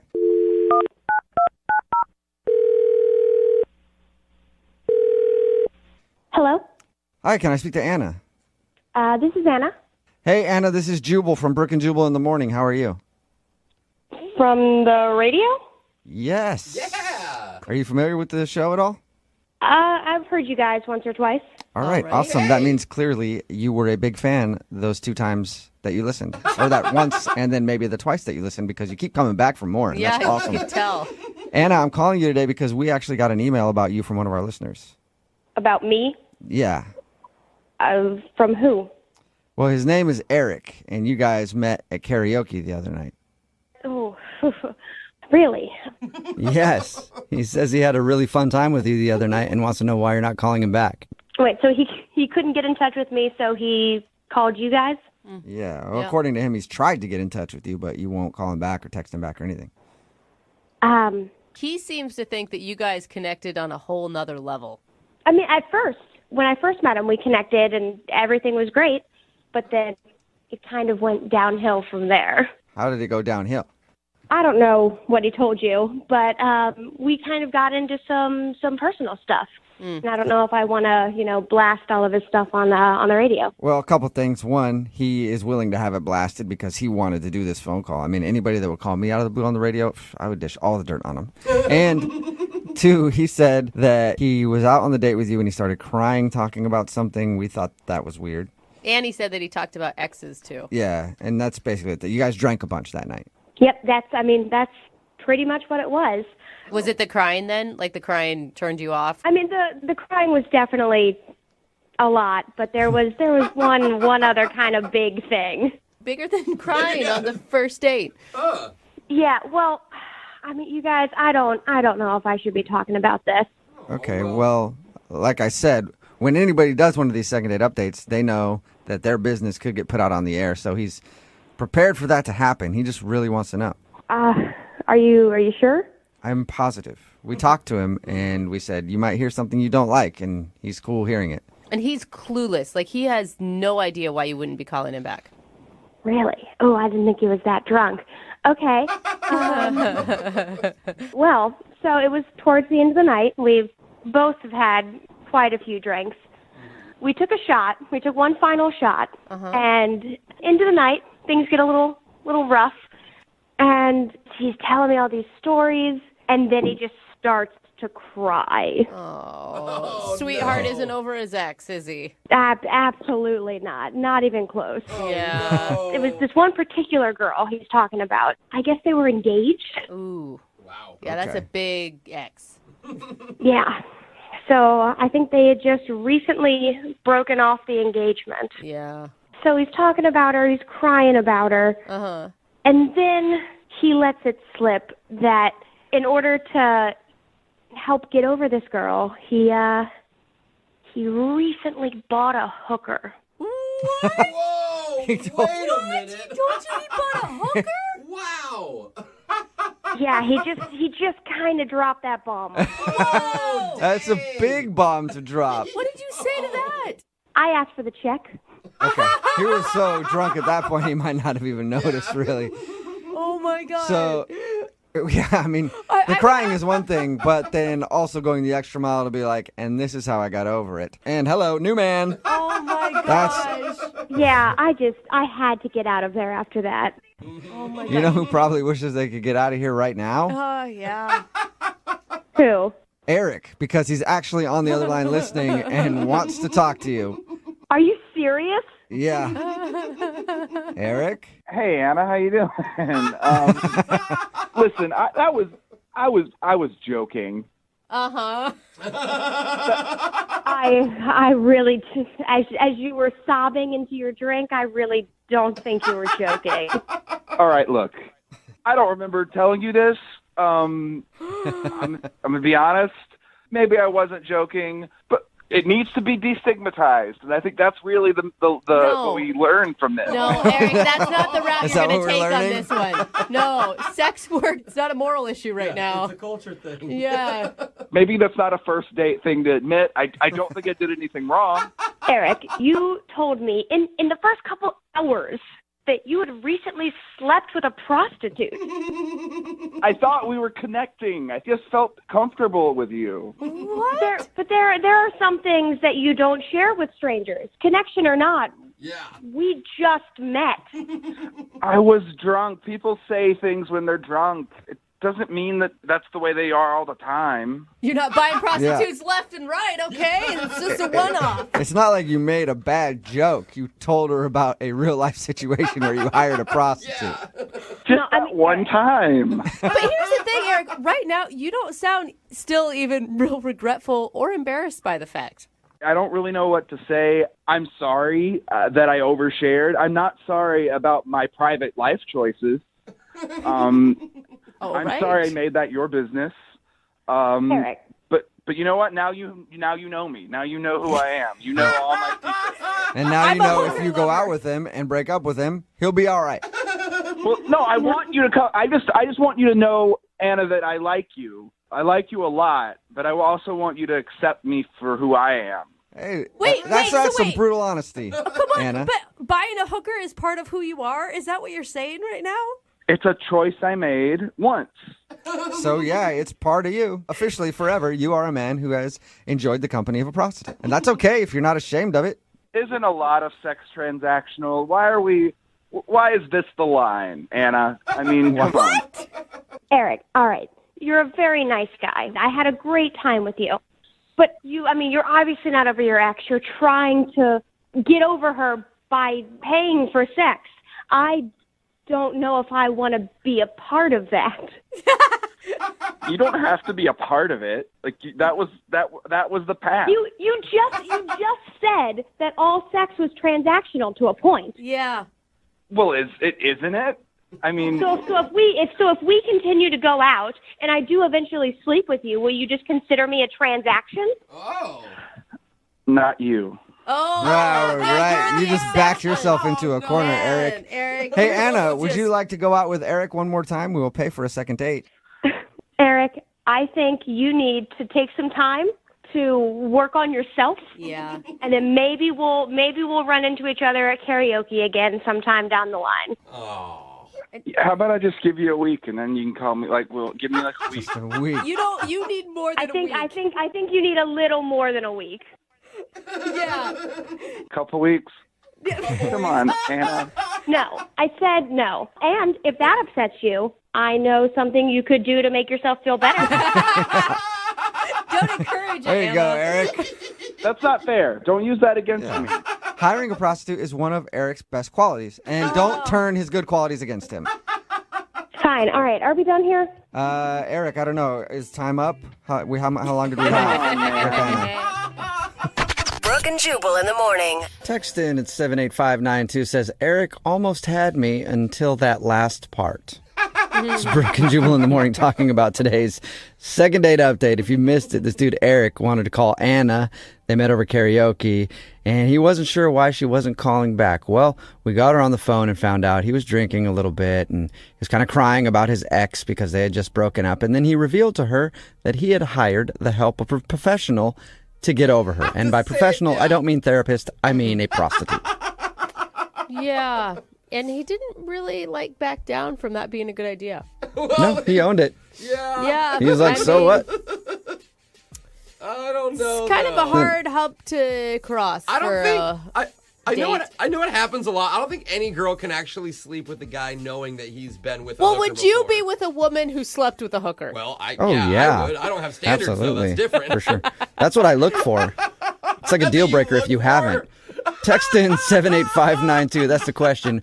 Would you sleep with someone if you really liked them and you knew that they had hired a professional one time to help them out in the sexuals department? And if you want to do a second date update, all you have to do is email the show and we will call the person who didn't call you back. Moving 92.5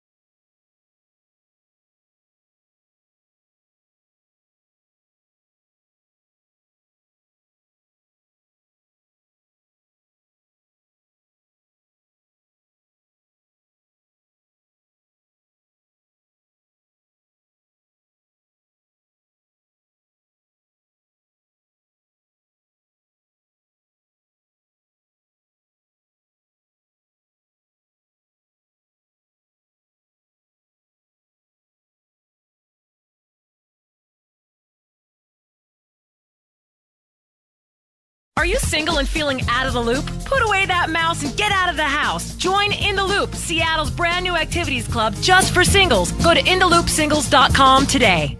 Moving 92.5. Brooke and Jubal's second date update.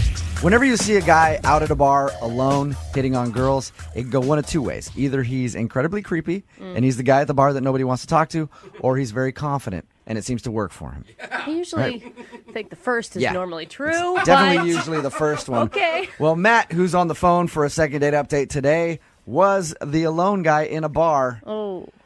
So that leads me to ask the question, Matt, which one are you? Are you incredibly creepy or are you confident? How'd that work? I don't think it has to be on either side. I think, okay, if I had to pick one, I'd say confident. Yeah, I bet Of course you would. Yeah. Creepy people always are unaware. But let me explain, though. Yeah. So why were you at a bar alone hitting on chicks? I just moved to my new apartment. I just got a new job. I got a new place. So I don't have any friends here yet. That doesn't make me creepy. So I thought, let me go out to the bar, check out the scene. Okay. So when I go out, I have to make friends there and see how the scene is going. And if I like how a girl is looking, I'm confident in my ability to go talk to her. All right. Are you a line dropper, Matt? I don't think I'm a line dropper. I think I just keep it real. Okay. Just a normal conversation, you know. So you went to the bar alone out of necessity, not because you didn't have anybody who would hang out with you. When you put it like that, it sounds different. Yeah. I read your email, and your email just said, I was at the bar by myself, and then I met this girl. So what's her name? Her name was Kelly. Kelly, all right. And how did you meet Kelly? Well, I saw her at the bar, and first thing I'm attracted to her. I was really attracted to her. You know, she had a nice. I'm not gonna lie.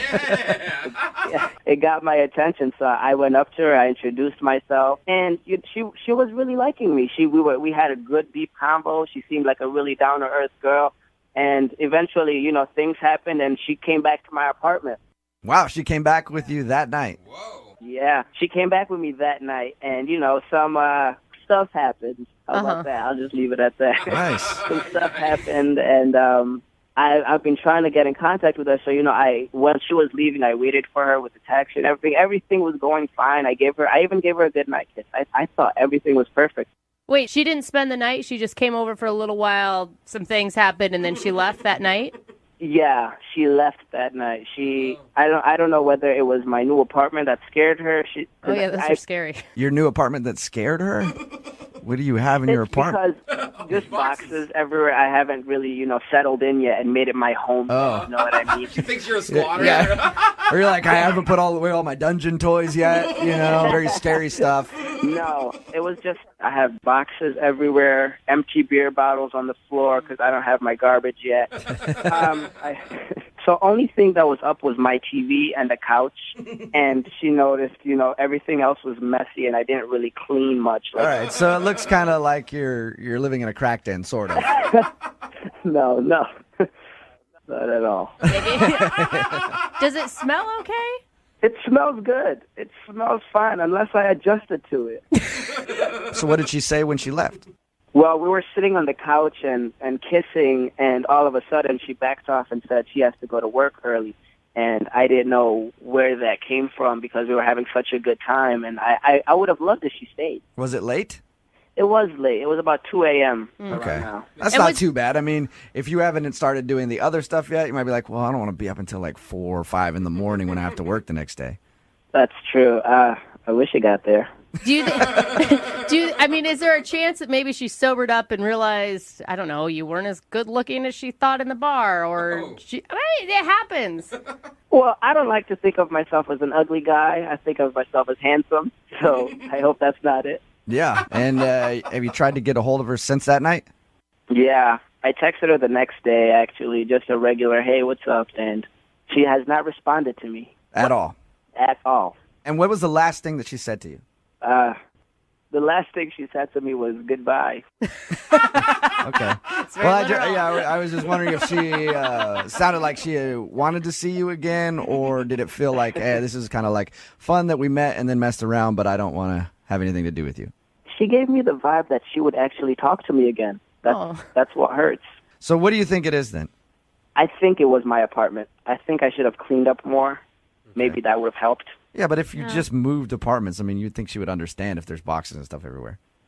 That's what I thought. I'm not sure. I don't know what it is. Yeah. I really want to know.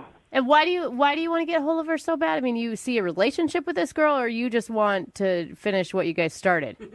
I just moved, so I'm just looking for people to hang out with, and I would love to hang out with her. She's my first friend I met at my new First friend. Sweet, man. Yeah. All right, well, we're going to play a song, come back, call her, and get your second date update, all right? Thank you. All right, man, hang on. Moving 92.5. Brooke and Jubal in the mornings. Second date update. All right, if you're just tuning in for today's second date update, let me set the scene for you. Matt is on the phone right now, and Matt went out to a bar all by himself. Ended up finding an innocent girl named Kelly and somehow convinced her to go back to his place. A place that is littered with boxes, beer bottles, a very, very scary place. And while they were making out, doing stuff on the couch, at some point, she must have looked at a clock and realized it was getting late and said she had to leave. Okay, maybe it wasn't as creepy as I made it sound. But Matt is on the phone, and Matt went out to the bars because he just moved into his apartment, wanted to check out the scene around his house, and ended up meeting a girl there. He thinks the reason she's not calling him back is because his place is a mess because he just moved in. Matt, are you ready to call her and see if that is the reason that she's not getting back to you? Yes, I am. All right. And have you cleaned up your place and actually unpacked your boxes so if she does actually want to hang out again, she's not going to run into that mess? Well, it wasn't as creepy as you just made it sound. It's a little bit better now.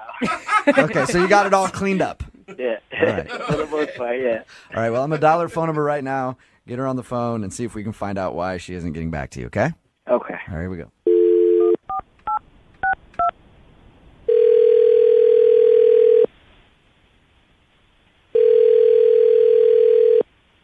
Hello? Hi, can I speak to Kelly, please? Speaking. Hey, Kelly, how are you? This is Jubal from Brooke and Jubal in the morning. Okay. Okay. How can I help you? Well, somebody recently sent us an email about you, and I wanted to see if you had a few minutes to talk to us. Someone sent you an email about me? Yes. Okay. We do a segment on our show called the Second Date Update. It's where if you go out on a date with somebody and then stop talking to them, they email us to see if we can get you on the phone and ask why. So someone I dated emailed you. Who was it? His name is Matt. And I wouldn't say that you guys necessarily dated, but you did meet one evening and go back to his place and mess around a little bit. Okay. Okay.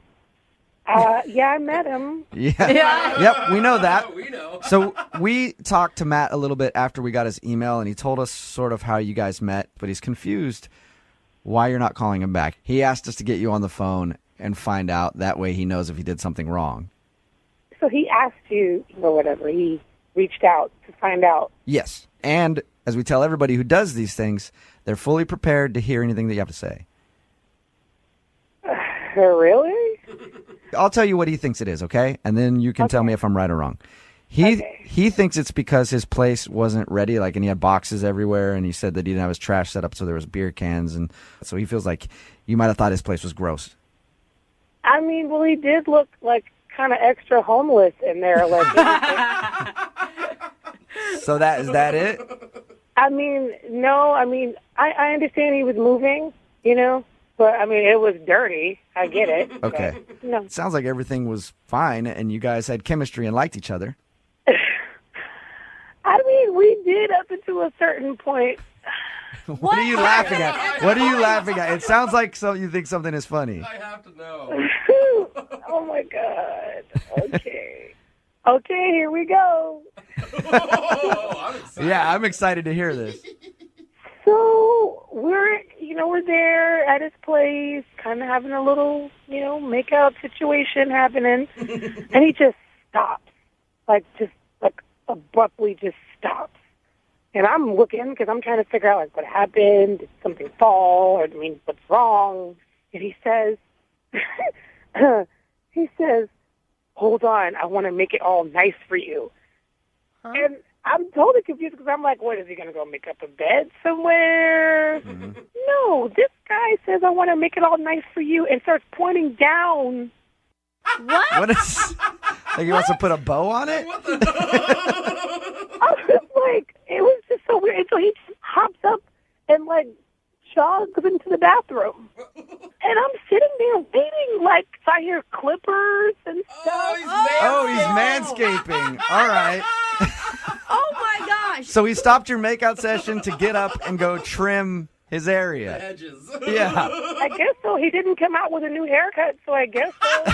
What did you say to him when he came out of the bathroom? I just said, oh, look at that. It's late. I got to go to bed. I don't blame you. That's interesting. I've never been in the situation where I'm making out with someone and been like, I mean, I've been where I'm like, oh, man, I'm not the best down there right now, but I've never thought this is the appropriate time for me to stop and then go manscape right now. Yeah, or you keep it quiet. Here's the thing, though. Not when she's, like, in the waiting room. Like, she's there. That's true. Did he actually say the words, let me make it nice for you, before he did it? Yeah. That's amazing. I wonder if he's tried that before and it's worked. Oh, God. I'd love to ask him that. Kelly, aren't you curious? No, not really. That's too bad, because he's actually on the other line listening right now. Are you kidding me? Wow. Like, that's really why?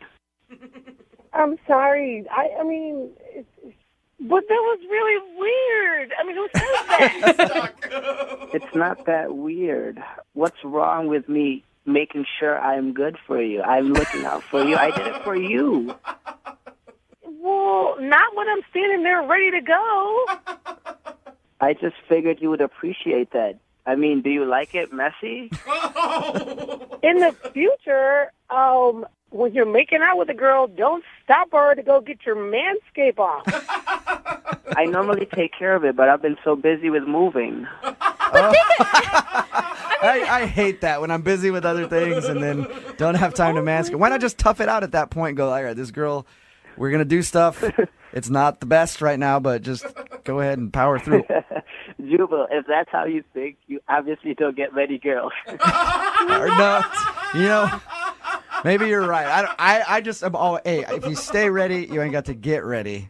No, I was moving. I didn't even expect to meet a girl, and Kelly shows up just ready to go. But, I mean, Matt, think about it. If the tables were turned and Kelly said, just wait a minute, and you heard a razor go in 5 minutes, like... I would appreciate that. Yeah, and you know what, Matt? I actually really would, too. Honestly, I really would. Yeah, if a girl was like, hang on, I'm going to go take care of some things and I'll be back. As a guy, I would think that would be great. Yes. See, that's what I mean. I was just trying to be respectful. Kelly, maybe the timing wasn't the best, but you got to admit, it was a nice gesture. And if you think about it, it's kind of thoughtful. It really actually is. It's like flowers, really. He comes back out, shows her, she's like, oh, yeah, that's so sweet. Yeah. And it's in the shape of a heart. Oh, my God. Oh, my God. I'm not that talented.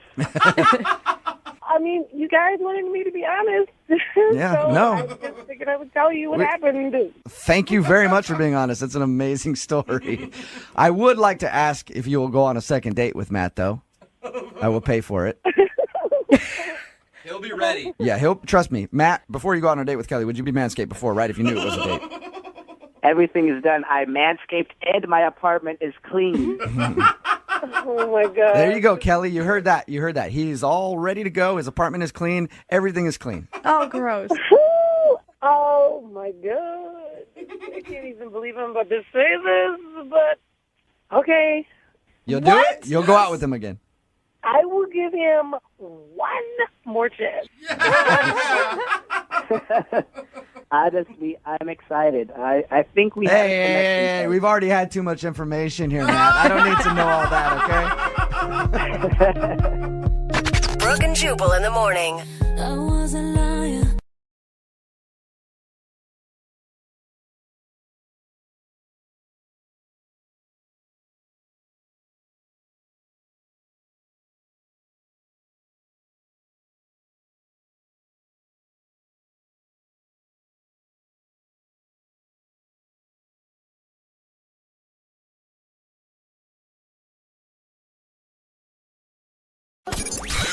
92.5. Brooke and Jubal's second date update. You know, whenever I'm getting my makeup done at the Nordstrom makeup counter, That worries me. I always think, why aren't any guys coming over here and hitting on these girls? I mean, they're all nice, they're all cute, you know, That's a they're good point. friendly. Personally, I'm there just to get, you know, the shine down off my forehead a little bit before I go out for the evening. But I figure, why don't guys hit on them? Apparently, they do, and that's how Cam got a date with the girl he wants us to call today. Really? Cam, how are you? I'm all right. How'd you pick up this girl? You were walking through Nordstrom and she came up and talked to you and you just asked her for a number, or had you seen her before? And Well, I've been through there a couple times, you know, trying to find like good ties and dress shirts, but she just had these eyes that kind of, I don't know, it just caught my attention every time. And I saw her over one of the perfume counters, and I had to go over and say hi. Did you do like the whole, hey, I need some perfume for my sick grandma? Sick grandma? Well, I don't know girls that always is fall for the sexy. sick grandma card. I don't know. Is that what you did, though? Did you go over there and be like, I need some perfume for my mom for Mama's Day? Like trying to... Actually, yes, that's exactly what I did. Really? That's Awesome. kind of genius. It obviously went well for you. Yeah, we talked it up, and she was just cute and amazing. She had a great voice too, so it was all kind of the whole package came together, and they kind of Does that turn you off? Like, if their voice isn't, you walk up and you're like, oh, sorry about that. You have a very raspy voice. I don't like it. It does. So you have like a butt guy, a boob guy. You're a voice guy. Yeah. Something for everybody out there. All right. What did So you guys... tell us about your date. I took her out to this seafood place, really high end, and it went great. Got some nice recommendations from the waiter. We got a bottle of wine, and we just had this great time. But I don't know. By the end, it felt like she wanted to kind of bust out pretty quick. Mm-hmm. And I wanted dessert, but she was looking to go, and then the walk to the car kind of. Let's just say I went in for the kiss, and the hug happened. Oh, that's the worst. Awkward. Yeah. Was there like a certain turning point that you can remember in the date? Not really. I mean, there was one point where I got my order, and I ordered the salmon, and she kind of got hers, and she asked me for kind of a bite of what I had, and I'm not really a food sharer. Yeah. So you told her no? Well, yeah, because it's kind of a first date thing. Did she go for like to grab some food off your plate and you smacked her hand out of the way? No. I'd pick up the check. I will buy you anything you want, but Right. If I order it, it's because I want the whole thing. Yeah, I'm not a big fan of sharing food either. It's like we've been dating for a while. You can have a bite. But on a first date, though. Yeah, on a first date, it's kind of weird. We've had a second date update before where this actually ruined the date was because the girl kept taking food off of his plate. Remember that? And he wouldn't call her back. So did she act awkward when you were like, no, I want my own food? The eyes stopped smiling a little. Huh. Oh, no. So you think you offended her? Maybe. But that's the thing is, like, I it's hard to read girls sometimes, so. How about all the time? Yeah. Have you tried to get a hold of her and ask her out? And what's her response? Is there a response? There's been no response. Well, it's been like nothing from the texts or calls. It's just kind of blank. All right. So she's just not responding to anything. No, and I don't want to go back to the store and hunt her down like from the men's section. That's just I think that'd be way too creepy. Well, she has to talk to you at that point, though. No. If you go to the perfume table again and you're just like, hey, we got to discuss this right now. I want to make a purchase and you have to talk to me. It's really a great idea, I think. No, it's not. All right, man. Well, we're going to play a song, come back, call her, and get your second date update, all right? Awesome. All right, man. Hold on. Moving 92.5. Brooke and Jubal in the mornings. Second date update. Hey, Cam? Yeah? I didn't even ask you. Why do you want to call Mackenzie in the first place? Like, really, she sounds like a terrible person to me. Oh, come on, Jubal. First date, wanted to borrow food. You know what I mean? She just wanted a bite. A bite? Yeah, but that is just rude, trying to steal your food on a first date. You know it's always a gateway bite. Yeah. You guys. You can rethink this second date update if you want to, Cam. Nah, I still got to find out what happened. All right. If you're just tuning in, Cam wants us to call Mackenzie. They went on a first date together to a seafood restaurant.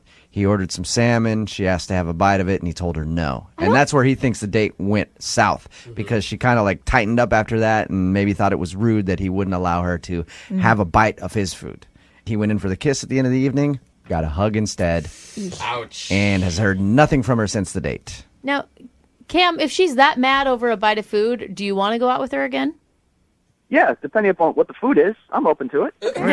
So it's like, if it's like pizza, it's okay. Because that already comes sliced, and it's like a kind of like you can already take that off. But if it's a piece of fish or something like that, don't touch it, right? Absolutely. All right. You ready to give her a call? Yeah. Here we go.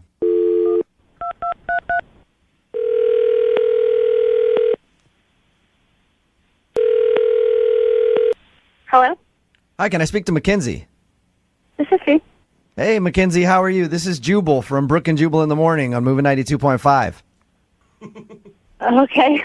I'm sorry, what's going on? The reason I'm calling you is because you recently went out on a date with a friend of the show. His name is Cam. Okay. And Cam emailed us because he'd like to see you again, but he's wondering why you're not answering the phone or responding to any of his text messages. Okay.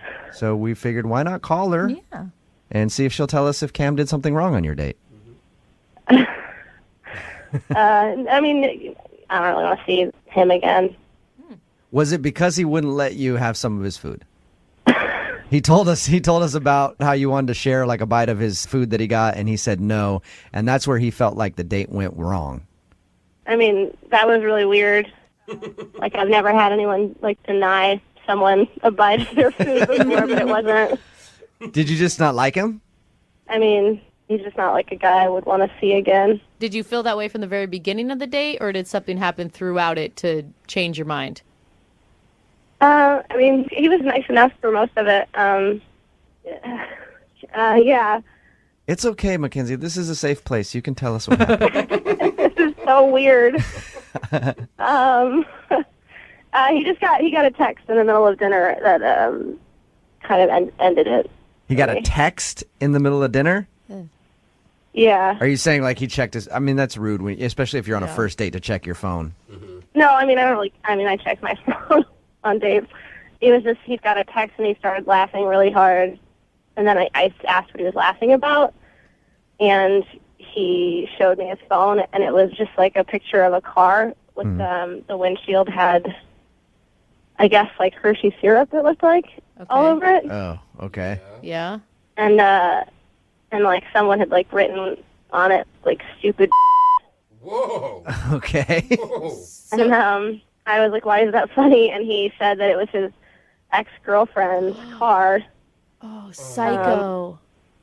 And then he said that his buddy had gone to the supermarket, saw her car in the parking lot, and then like thought it would be funny, so he like went in and bought stuff and vandalized her car. Oh, wow. Oh, my God, that's And he showed you that and he was laughing about it? Yeah, he thought it was like insanely funny. That is really bad on a couple levels. One, you don't want to talk about your ex on a first date. gosh. Secondly, you don't want to be laughing about the fact that one of your buddies just vandalized her car. Yeah. I mean, I tried to be cool. I thought I was nice and left the date in a good way. I just don't want to see, he's not the type of guy. Yeah, for me. Hey, Mackenzie? Yeah. Real quick, before I let you go, I do want to tell you one thing. Cam is actually on the phone and heard what you just said. Oh, my God. Are you serious? Hey, Mackenzie. Hey, Cam. Look, that was my friend Mike. He did it. It wasn't even me. Yeah, but Cam, it's not so much who did it, it's the fact that you showed it to her and were laughing about it. You can see why she'd be upset about that, right? It was just like so uncomfortable. Like it made me feel so grossed out. Weird. Mackenzie, you don't understand how horrible of a person she was. It's taken me months to get over like the things she's done to me. She was just psychologically an assassin. See? An assassin. You hear that, Mackenzie? Psychological assassin. She deserved what she got. Does that make it better? Oh, no. Who cares if your ex is like a or like what she did to you? Like, you still showed me a picture of her car like vandalized and like laughed at it. I mean, we went on one date. We shouldn't be talking about our exes at all at this point, let alone you telling me how much she screwed you up. That's not a good way to start. I understand that. It just caught me off guard, and I was really surprised, and I really reacted to it. And I didn't want to be rude and not tell you what I was laughing about, but I could see it was a mistake. I made a mistake. Did you call her afterwards? Did you talk to her? Did you tell her, sorry, my friend's an a-hole? No, because she Okay, doesn't then pick no. up the phone I call. That's not an excuse. Your friend's an a-hole, and it sounds like you're an a-hole. Yeah. It sounds like you're still hung up on your ex. Yeah. I mean, if you're blaming everything in your life on this woman. Yeah, it's so much so that even your buddies are going out of their way to vandalize her property. Have you dated her? People that date crazy people should take a look in the mirror. There's a reason why you stuck around with a crazy person. Amen, sister. Mackenzie, you need to relax, okay? It's not that big of a deal. It's just chocolate sauce on her windshield. You can get that off at a car wash. I mean, come on. It's not like you slashed your tires or did anything that remotely truly damaged the car. Okay, so it's awesome your friend isn't a total criminal. He still sucks. And the fact that you are supporting him is, like, really gross and weird. I have decent relationships with my exes. We can say hi to each other like normal people because we're grown-ups who go on dates and it didn't work out. Right. You sound like you've got major issues. So I'm assuming, Mackenzie, you think if you go out with Cam again and then stop dating him one day, your car will end up ruined. We'll be chocolated. Yeah. That's not going to happen. I'm sorry. My friend defended me. He felt like I still had some issues. Obviously, I'm working through it, but I'm working through it by finding someone who's good and decent and not crazy. And that's what I found in you. So if you give me a chance, I can. That will never happen to your car. We've heard a lot of romantic things in the second date update before, Yeah. but I've never heard something so romantic as, I promise if you go out with me again, I will not vandalize your car. That was the sweetest thing I've ever heard, Cam. There's a tear in my eye. Yeah. Mackenzie, I would like to ask you if you would go on a second date with Cam. We will pay for the date. No, I think I'm all set. Thank you. You sure? Surprise, Yeah, I'm surprise. pretty sure. Mackenzie, please, if I could just have one more chance. Sorry, dude. I mean, you seem not totally psychotic, but I don't, take some time and get over her and then try a different girl.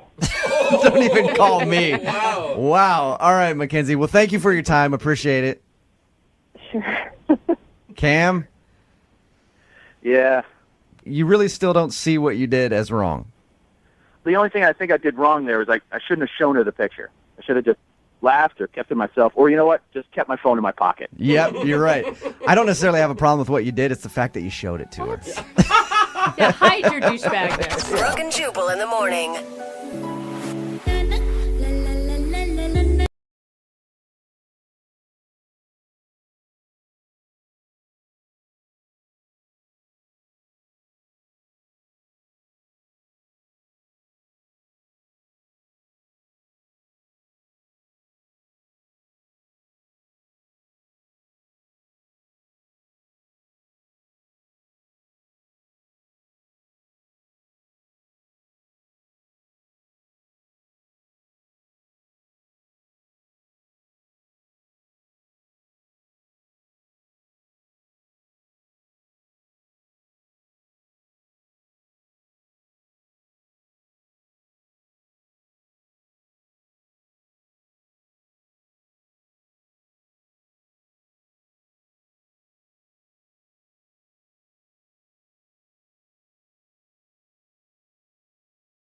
Lincoln South Food Hall in Bellevue. Fitness for foodies. From carb-loving meat eaters to vegan and everything in between, we've got you covered. Grab a quick lunch or come for happy hour. You'll leave craving more. Order online at LincolnSFH.com. Moving 92.5. Brooke and Jubal's second date update. We get emails in from time to time for second date updates with people that know that they've made a mistake and they just want our help in fixing the situation because apparently they can't do it themselves. And one of those people is Sean, who's on the phone for a second date update today. And Sean, I guess, knows that he screwed up his first date and now he wants to be fixed. So Sean, how can I fix you right now? You can fix me by helping me not be so stupid. Yeah, that's tough. It's a big ass. Not easy I'm fix. kind of stupid as well, so I don't know if I can do that, Sean. So instead, why don't you tell us a little bit about the girl you want to call today for a second date update, and we'll see if there's another way to fix you. What's her name?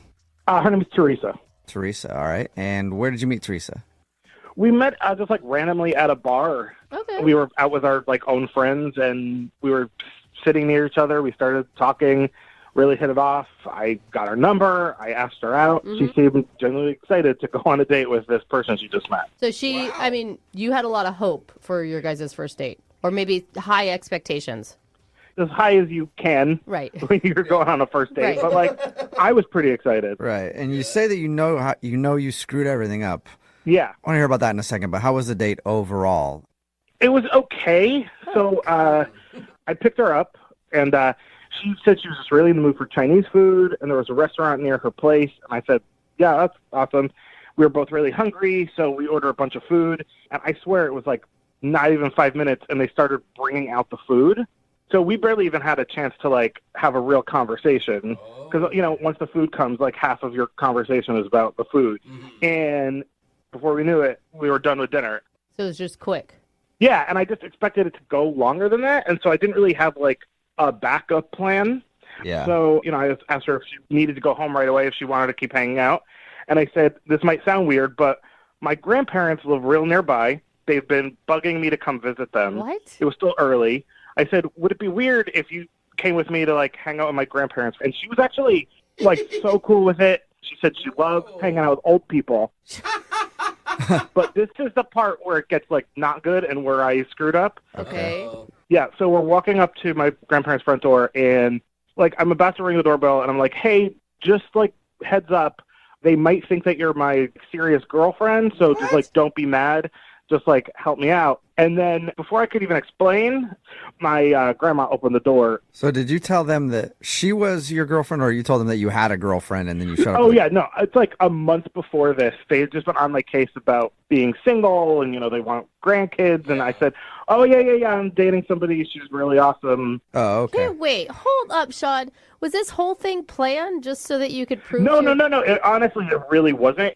As it was happening, I was like, oh, this will, like, kill two birds, one stone, you know? Okay. Yeah, that's a bad idea. So you asked her basically to pretend to be your girlfriend for your grandparents. Yeah, I mean, hindsight. But, you know, I thought if I could explain to her, she'd totally get it because she seemed cool. Yeah, but you didn't even give her a chance to say, no, I don't want to participate, because you were literally on the doorstep waiting for the door to open when you dropped that bombshell on her. No, that's totally true. So I forgot that I told them that I had the girlfriend until we were, like, there ringing the doorbell. And so I just kind of blurted it out because I didn't want her to be surprised by these two old people. Yeah, so that's where your stupid comes in, I feel like. Yeah, exactly. Quick, So- your girlfriend. After all that, how was the end of the date? Honestly, I thought it was going really well. What did she do when your grandparents, assumed that it was her girlfriend? How did she act? She totally went with it. Like, I thought she was totally on my side. You know, my grandparents, of course, they're, like, talking me up, because as our grandparents do.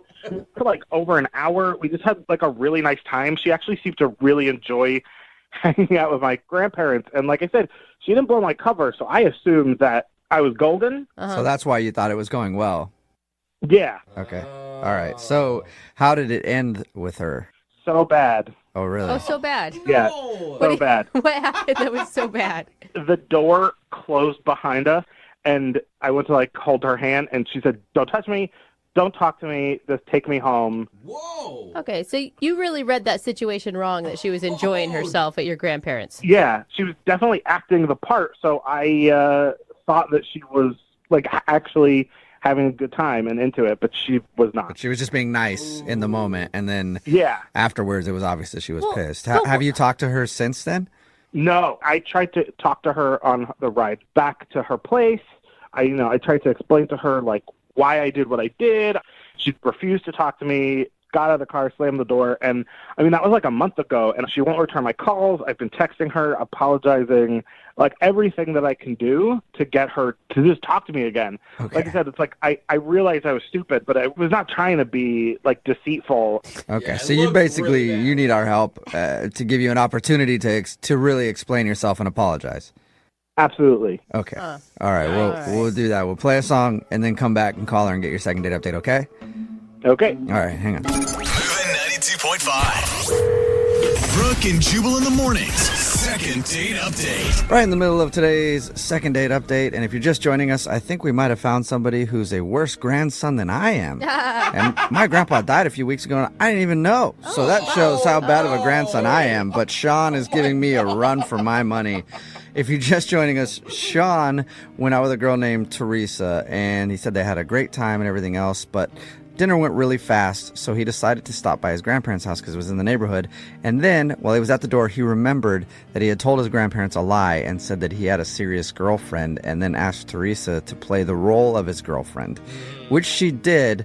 But as soon as the date was over, she was obviously very upset about that and hasn't talked to him since. So, You know, Sean, you say that you just remembered about that big lie you told your grandparents while you're standing on the doorstep, but I even have a hard time believing you. It does feel like it was a whole setup, the entire date, just so that you could fulfill this thing with your grandparents. No, I mean, I agree. It totally seems like that. But, like, I'm not trying to make it sound like I'm a pathological liar, but, like, sometimes you have to tell your parents or your grandparents things, and it's hard to keep track because you don't want them to worry about you, you know? yeah, or just tell them the truth. You Or just tell them lied the to them truth, a and if lot. they don't like who you are, be like, screw you, I'm not talking to you. That's Yeah. kind of what I did. No. So anyway. No, I can't do that to my grandparents. Okay. Yeah, be So nice. you'll lie and pretend that you're somebody else. Got it. Yeah. Well, it's not working out in your favor, but I'm going to dial her phone number right now and see if we can help you out, okay? Thank you, guys. I really appreciate it. All right, here we go.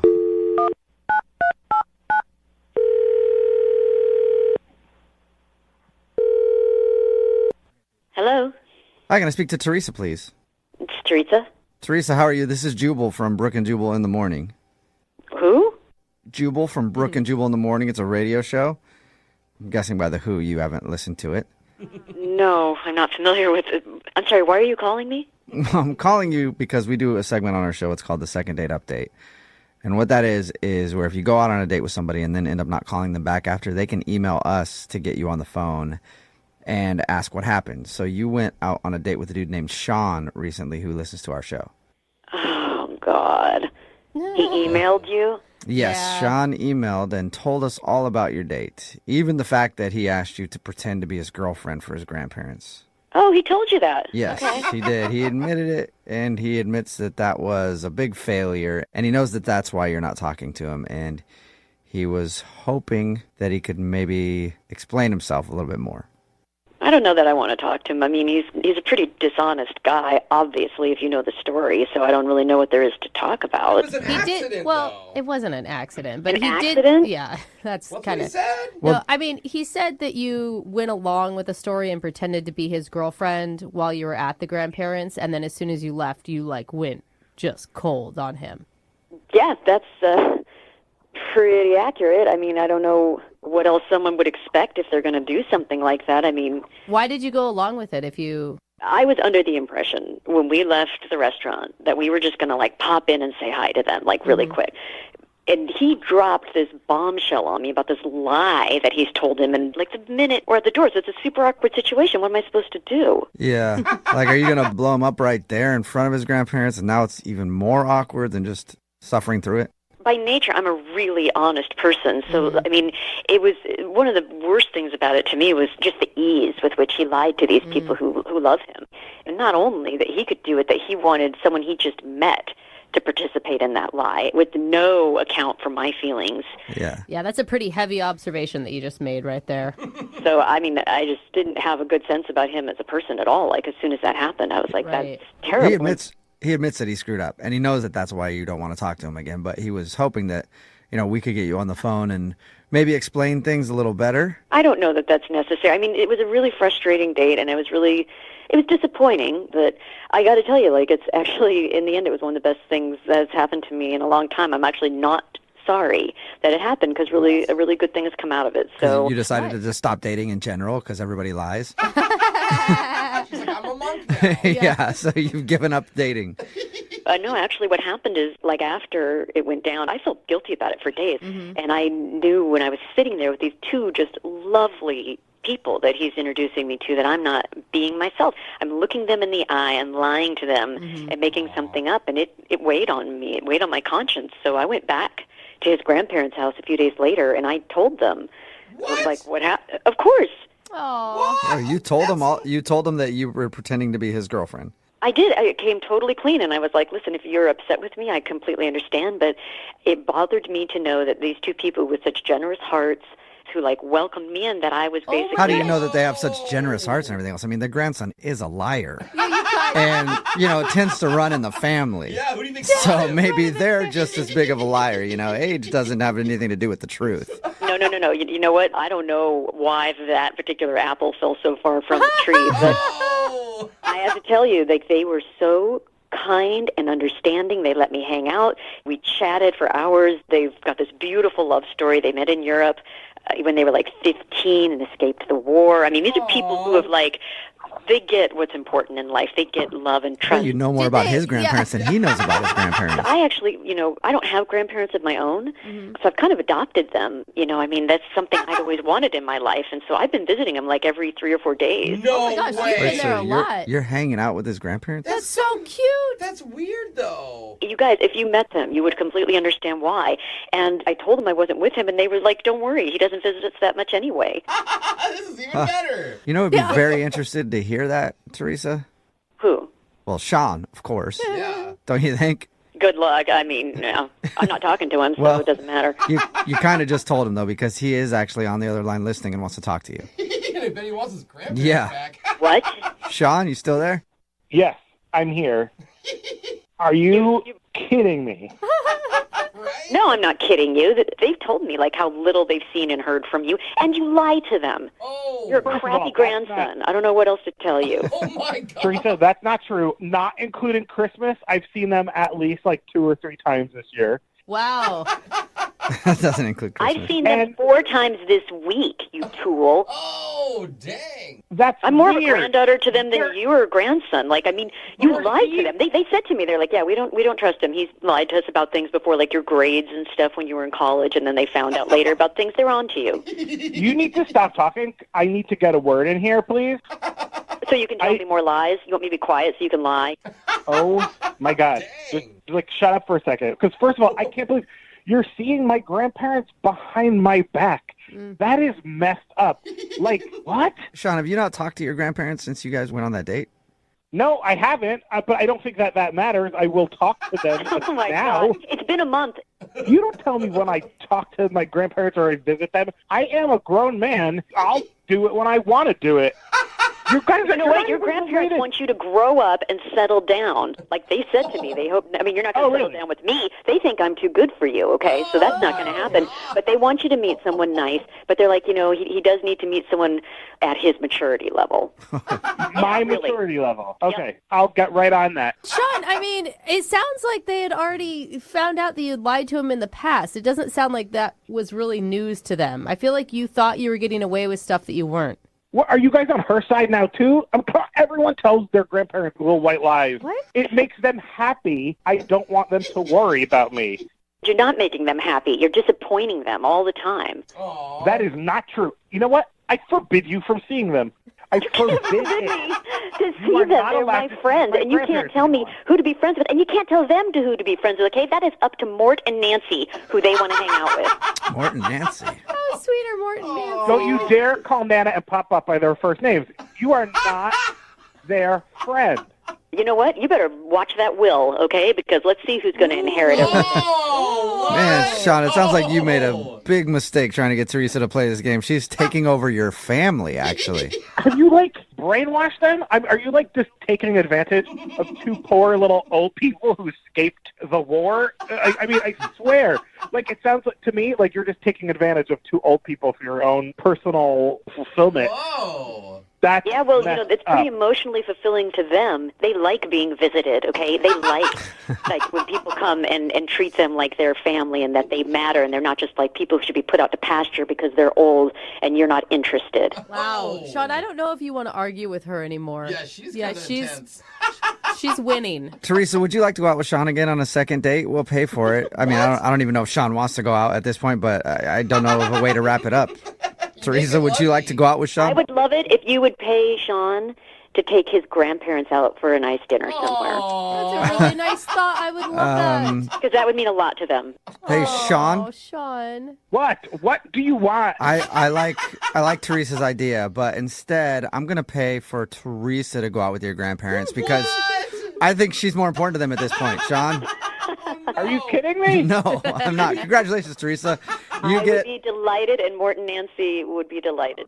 Sean Stop is using their never taken them first out. name. Brooke and Jubal.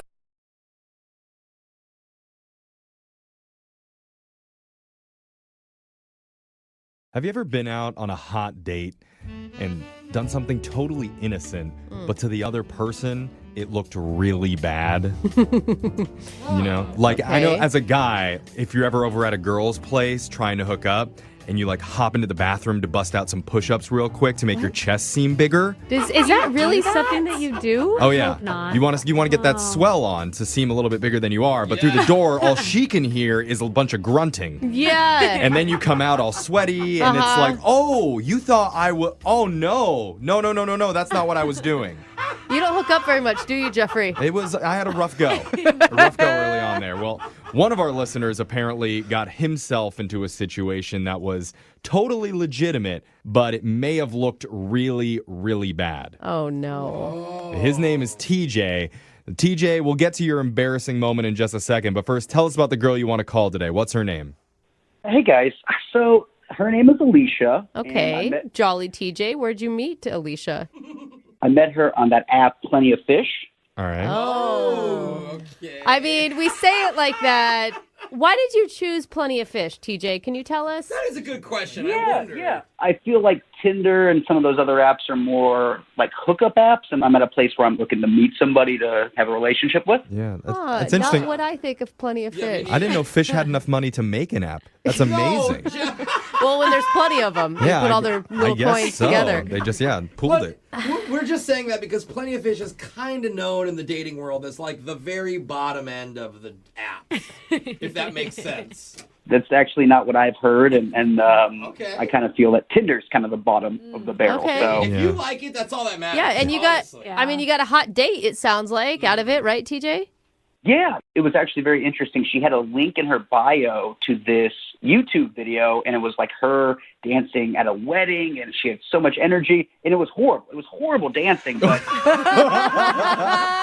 my God, I love you for that. That is cool. Yeah, we all know somebody that's just a terrible dancer, but you know what? It's cool that they just own it. Yeah, exactly. I mean, the people who like really go all out are the ones that you love the most. Yeah, that's really endearing. Yeah, I mean, Alexis is in the room. She knows, I was understands. waiting for that. Yeah. Terrible dancer, Alexis. Okay. And if I'm being honest, I'm also a horrible dancer, but I do it with enthusiasm. So. Hey, there you go. That's cute. As long as you're having fun. So did you use that as an opening line with her or something? I actually did, and it was great because it wasn't that typical like, hey, what's going on? It was like, I'm also a bad dancer. That's what I said. All right. Okay. Obviously, that worked out for you. So It did. What'd you guys do for your date? So I took her out to this nice restaurant and, dressed up, was really excited, get her a good meal, and it was a great time, but I'll be honest, I don't go to a lot of nice restaurants. I'm not like... How dare you? You're not wealthy. Hang up on this we man. only talk to people who go out to nice restaurants on a consistent basis. Like I'm normally good with like Chipotle or McDonald's. Like I'm not gonna I feel lie. that. But I wanted to do something nice, and we go to this restaurant. And a little something happened at the beginning that I think maybe threw her off. It threw me off. Oh, no. I'm not used to places that bring you wines to the table and give you... They gave me like a little sample of the wine to taste it to see if I would like it. I was completely unaware that you're not supposed to spit it back out. No, Oh, it's not no. a tasting. No. You have to have like a spittoon if you're going to do that. Like, Yeah. where did you spit it back out? Right back in your glass? Yeah. Oh, honey. Listen, I used to be a fine dining server. When you see someone not know what to do, it is excruciating as a server. But honestly, she laughed, and like she didn't seem to judge me for that at the That's moment. awesome. That's good. Yeah. And you shouldn't be judged for it. I mean, it's a silly mistake, and it's cute that you're laughing at it yourself. Totally. Yeah. So is that the embarrassing thing that you said happened? So that was a embarrassing thing that happened. There was something else. We got back on track. We had good conversation, had some wine, had a really good time. Swallowed it this time. Yeah, hopefully. It just spits it all, right? Exactly. They brought me a different glass, so it was great. Nice. Good service. Good service. Good service. And at the end, she had made it very clear when she got there, like in a nice way that she would feel more comfortable if we split the check, which was totally cool with me. I get that, no pressure. So we did that. We each put our card on the bill, and she went to the restroom. Okay. Her card, she had like a unique cover on her card, though. It was actually really cool. It was like this eagle over the waves with a sunset. Like, I've never seen a credit card like this. Yeah, where you can, you can get like personalized credit cards. right. With, like, sports team on mine. whatever picture you want. Yeah. Totally. And I've seen sports teams. I've just never seen like this piece of art that was so neat.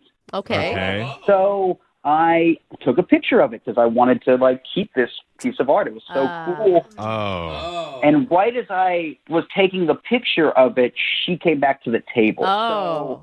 Okay. Yeah. That looks so bad. Really icky. Like now I think she thinks I was trying to like steal her credit card information or like. What did you say to her? I told her, I was like, no, I really like this design. And she kind of smiled. It's a card. Yeah. It's a rectangle. Did she tell you to delete the photo? I would have. Yeah. She didn't, but she like also kind of clammed up and grabbed her card immediately and Yeah. put it back in her wallet. And And you're like, no, just sign this. I just want to see what your signature looks like. By the way, what's your social? Yeah. What's your birthday? Just a coincidence. so I feel so dumb because then the rest of the night, like we kind of wrapped things up there and said goodnight. We kind of gave each other a hug, but it was like kind of an awkward hug. And You I, lost your momentum. Huh? yes.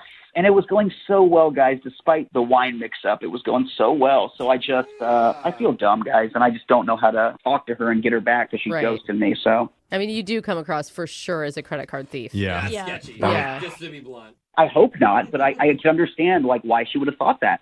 I mean, I hope not. I have a new TV, but it's fine. Well, let's see what Alicia has to say. We're going to play a song. We'll come back. We'll call her, and we'll try and get you your second date, all right?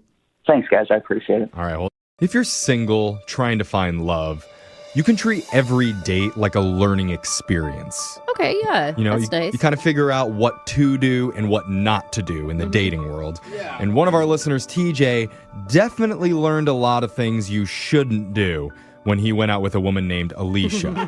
Like he learned, do not spit your wine back into the glass when the server offers you a taste. No. Also, don't take a photo of your date's credit card because you think the design on the front's cool. Some things you think people would already know. Yeah. Yeah. But the important thing is he's going to take these life lessons, chew them up, digest them, unlike his wine, and then maybe turn it into another date. Okay. He's gonna poop it. That's good. That's quite the cycle. That's how you learn. But TJ, okay, if it doesn't work out, it's all right. That's the whole idea behind the website Plenty of Fish, is that there's plenty of other fish for you to learn from. Good point, Jeffrey. Eventually, you're bound to snag one of these pesky fish, maybe one of the dumb ones. You're saying it's a numbers game. Yeah. So don't give up. Maybe a throwback, but you can always keep it There you go. if you want. Fair enough. That's good to know. Okay. I don't think he feels much better. No. TJ, I actually have a lot of faith in this one because I can totally understand, like, she met you on Plenty of Fish, you're taking pictures of her credit card, why she's not calling back, but I'll vouch for you that you're a stand-up guy and you weren't committing credit card fraud. Yeah. I appreciate that because I wasn't. Okay. You know, though, Brooke. I don't know. I just trust him. He sounds like a nice guy. TJ. Well, Like, that's how you get scammed. TJ Brooke. doesn't even know how to taste wine correctly. I mean, he's not sophisticated enough to pull off some, like, big scheme. All Don't right. insult the man. I'm just saying. And if She's not wrong, guys. She's really not wrong. So Yeah. Okay. Not wrong. See? I like TJ. Me too. I believe you now, too, brother. Okay, TJ, let's try and get you a second date. I'm going to call Alicia, and we'll see what she has to say. You ready? I absolutely am. Thanks, guys. All right, let's dial the number right now. Here we go.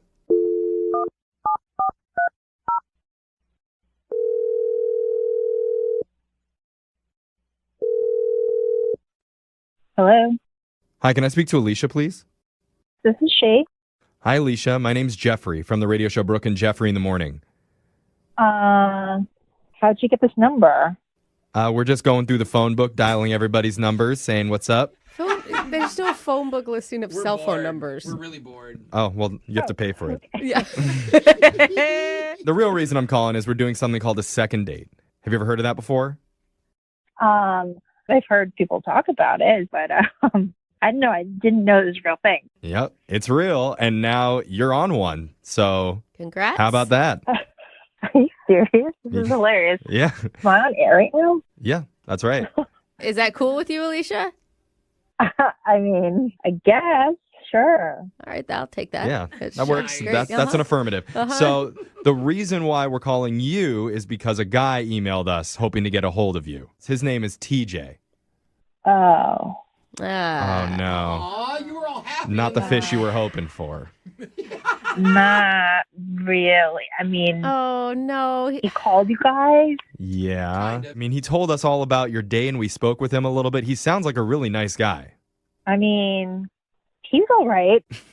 That's such a bad review. I don't know how to explain this. I'm caught off guard. I'm sorry. I mean, so TJ did, when we spoke to him, he told us about some of the awkward things that happened during your date. Yeah. Like he told us about spitting wine back into his glass when he was going to taste it. yeah, I mean, I wasn't sure if he was trying to be funny or not. I mean, then I realized that he just didn't know what was going on. But it was kind of like cute, right? Like it's one of those moments where you're like, oh, you're so dorky. It's cute. Yeah, it was more like, oh, you're so dumb and not. Okay. Yeah. All right. He said he had a few of those moments because he also told us about at the end of the night when he was taking a picture of your credit card. And he said that he wasn't trying to like steal your information off of it. He was just really impressed by the design on the front of the card. Oh my God. All right. So that freaked me out initially. And the thought didn't cross my mind that he was trying to steal information because I could easily identify him and get him for that. But what really drove me nuts was like, so for dessert, he had ordered like, it was a decadent like peanut butter brownie dessert. Okay. And he was like handling his phone and he had touched my credit card and his fingers were just so filthy. It was like toddler sticky fingers. Wait, what? Hold I'm on. sorry. You didn't think that he was like, I thought for sure you weren't calling him back because he looked like some credit card scammer, but you were just grossed out by him a little bit? Yeah, like a lot of it. Oh. Because he had sticky fingers and he touched your credit card with them? That's it? Spitting wine out. It wasn't just sticky, like he had peanut butter like on his nail. Like it was just Let's hope it was peanut butter. Yeah. yeah, well now that you mention it. I mean, Oh, my God. I mean, I could see where that moment would be. I mean, but I see how it would be sort of disgusting, but you think that you don't have a future with him romantically because he has sticky fingers after eating a delicious treat? It was embarrassing. But I mean, there was like another issue that I had with him. Oh. So like after our date, I went on Facebook to look him up. I was very intrigued by his messy eating, but I noticed that we had a mutual friend. So I messaged her and asked her if she had she know TJ? Like, did she go out on a date with him? Uh-huh. And then that girl ended up messaging me on Messenger and said TJ basically has a littering problem. Littering? What? Did you say littering, like throw garbage on the ground littering? Yeah, and I'm like one of those people, I find that very disrespectful, and I'm not cool with that. Yeah. Basically, she had mentioned that they had gone out on a date to Chick-fil-A, okay? So He definitely stepped up the class with your date, though, so maybe you should take that as a compliment. I guess. But after he had finished eating, they were in the car, and he just kind of like chucked the whole bag of garbage out the window. Oh, wow. Oh, that's bad. Okay. I was like, who's tattling on people for littering? But that's like a moment. That's Okay. like We were talking about behaviors that you can change and can't change. You can't change a litterer. That's for just sure. throws a whole bag of something out the window. Yeah, that's Are you messed up. sure? I mean, maybe this is like hearsay. You know, it's like this person knew this person knew this person. Like, what if it's even just a different TJ altogether or something? That's a good point. So let's ask TJ directly. TJ, are you a litterer? So this is the problem with getting second. Hi, first of all, hi, Alicia. So, Alicia, I should probably tell you that TJ's been on the other line listening and you heard everything that you said. Did I forget to mention that? Yeah, you did. I know exactly what you're talking about, and let me clarify because that's the problem with secondhand telephone. You know, people just say things. There was a giant cockroach on the floor of her car, and I had to use the bag to kill it, but it was climbing up on the bag, so I threw it out the window because I freaked out. Whoa. So, Alicia, what are you thinking here? Are you skeptical or do you believe him? I mean, is that a real story? Like, why would you even go and handle a cockroach? I mean, they're fast. How could you even catch it? What are the odds you're in a car and you see a cockroach? It's never happened once in my life. And then second, that it happens to climb on while you're throwing. I mean, It depends on the state of the inside of that car. Listen, he didn't know that he was going to have to defend himself in this story, Alicia, and he came up immediately with this response. I mean, either he's an incredible liar or that is just the truth. That's a good point, Brooke. I know it doesn't make me sound like the manliest man, but And not the most hygienic person either. Earlier we learned that you're a messy eater who doesn't care about getting those nasty peanut butter fingers on your phone. How could you not see that? That would be a huge turnoff on a date. Yeah. I know. I don't know why. And I bet he's the type of person that likes to lick the peanut butter off his fingers one by one. It's definitely under his fingernail beds. Yeah, oh, yeah. You know, well, actually, not anymore because he already sucked it all out. Okay. I'm going to throw up. I mean, Alicia, would you have gone out with him again if you hadn't heard the litter story? I don't know.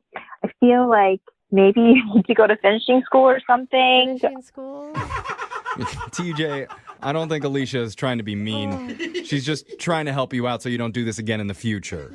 frankly, she's not who I thought she was. And honestly, I don't mean to insult you, but you're being a negative Nancy right now. Oh, wow. Dang, we got to bleep that? I don't know. That was bad. I told you the aggressive TJ was coming out earlier. Yeah.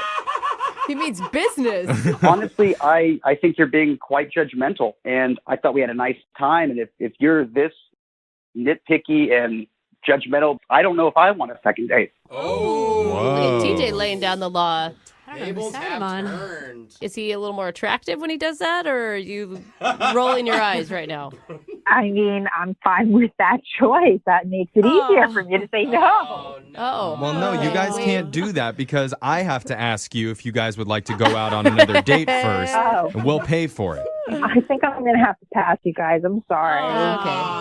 I'm happy with this, guys. I'm going to have to pass, too. Well, I'm sorry, TJ. No second date. You know what? I'm fine with that, guys. There's plenty of fish, like you told me earlier. Oh, there you go. Or plenty of cockroaches, depending on what website you want to try.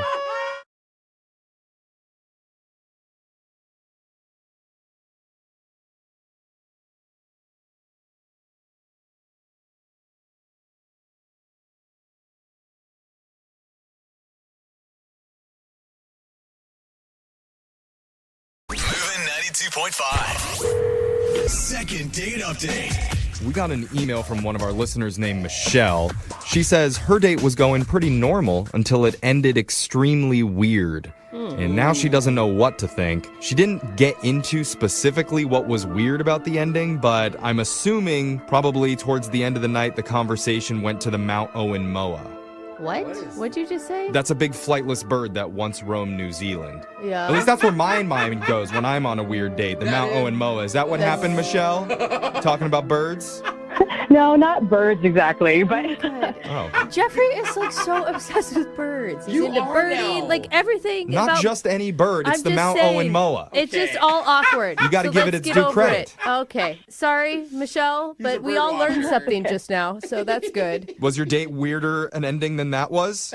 it was definitely strange, and I'm not really sure what happened. Well, before we get to what was weird, what's the guy's name? His name is Dylan. Okay. And where'd you meet Dylan? I met him on a dating app. What stood out about him? He seemed really fit. Fit? Yeah, seemed like he was like an active guy and Six-pack. in like good shape, not like beefy or anything, but Tone. You say that, and Jose is just really jealous all of a sudden I'm because he sorry. doesn't have that. I got mad I'm sorry. It right has away. nothing to do with your date. Yeah, Jose's rubbing his belly. So, It's just not fair. I mean, it's kind of important because you're attracted off people's looks right away, you know? Uh-huh. The only thing that I also noticed that I was attracted to, other than his abs, which were looking good, he was texting like really funny, and he said, oh, this is where I'm going to drop a corny line. And then he sent me a bunch of corn emojis. oh, look at that. I gotta steal that. So what did you guys end up doing on your date? We just met at like a local casual bar just to talk over a beer. That had protein powder in it, so you guys were both ripped the whole time? No, not that crazy. Okay. So how'd it go? Oh, it was just kind of a normal date, we were just hanging out, talking about normal stuff. Okay. And, I mean, during it, because you can always tell whether or not you even want to go out with this person again. How are you feeling? Yeah, I mean, he seemed like a really nice guy. It seemed like we had some stuff in common. I like rock climbing, like going to the bouldering gym, and he had also done some of that, so we were bonding over that, and that was really cool. So, I guess I was interested in him, for sure. So when did the date get weird? So we were just sitting there talking and hanging out, and then all of a sudden he looked at his watch, and he made this weird face, and then said that he had to go, that he forgot he had something important to do, and he said he's so sorry, and then just like got up and left. Did he have a smartwatch where he was reading text messages on his watch? No, that would make sense. He just had like a regular old watch. It's like, oh, this is the time I turn into a pumpkin. I must rush. Exactly. Like, are you a werewolf or what's happening here? And that's weird that he would schedule something in the middle of a date, too. Yeah, I didn't even know if he had something actually scheduled. Yeah. He didn't really explain or say anything. I mean, we hadn't even hung out an hour, so none of this made sense. So do you feel like it was something about you that all of a sudden he was repulsed by and he had to run from the bar? Oh, no. Yeah, that's immediately where Brooke's mind goes, that there's clearly something wrong with you, Michelle. No, we were vibing, so I don't think so. Weird. The only thing that came to my mind was that he had another date. Oh, that he like double booked himself? Yeah, maybe. You're gonna get that with a hot dude with chiseled abs. And abs. That's what happens. Yeah, not bitter over here at all. Don't worry. Go with the chubby guy. He would never ditch you at night. Exactly, and he wants to eat. Yeah. So he's gonna stay at the bar. All right. Hilarious. Sorry. So, Michelle, have you reached out to him after your date? Yeah, I had texted him a couple times just saying, like, hey, is everything good? And he wrote me back and said, like, everything's all good. But, I asked if we wanted to try and meet up again and have, like, a more proper date. And he never wrote me back. He never wrote you back. Yeah. Yeah, I mean, he's obviously not into you, but who knows Brooke, why. What are you talking about? Well, Why are you being so honest. rude? He's obviously not into you, but you know what? I guess we'll try and get a date for your sad, lonely person. What sign points to he likes you? I mean, I'm not trying to be a jerk, but that's just the reality of dating. Wow, okay. They had Michelle, chemistry. I think you're wonderful, Yes. by I'm the not way. saying You're that. wonderful, and you're amazing at dating. And what we're going to do right here is we're going to call Dylan. And we're going to find out all the amazing reasons that he should go out with you again. Okay, we're also going to discover why he doesn't like you. Brooke, so just come on. you're good with that, right? We're going to change our attitude, play a song, and come back and get your second date update, all right? Totally. Thank you. Moving 92.5. Second date update. If you're just tuning in for the second date update, we're talking to Michelle right now. She went out with a guy named Dylan. And Dylan's handsome, he's fit, he's funny, he's charming. Oh, Dylan. Oh, wait. Is this me? No, Oh, sorry. You better stop. I'm looking at my bio on the radio website. That's my bad. No. That is so cute. No, Dylan's Wow. weird. Dylan's a weirdo. Other than being super toned and having nice abs, we have absolutely nothing in common. Same. But apparently, him and Michelle went out to a bar, they had a few drinks together, and at one point, Dylan checked his watch and looked surprised and suddenly told her that he had to go. No explanation beyond that, and so she's been having a hard time reaching him ever since then. Michelle, are you ready for this? I'm ready for this. Yeah, you better be, because I'm going to tell you he's going to drop the hammer. I don't know. I'm just kidding. I don't know. But I know that you've been racking your brain because there's not a woman alive that doesn't overanalyze every second of a date. Oh, totally. Can you think of anything you said that would make him feel like he had to run? In a bad way. What? I'm just saying. Like, did she bring up marriage? She dropped the L-bomb? Where are you at?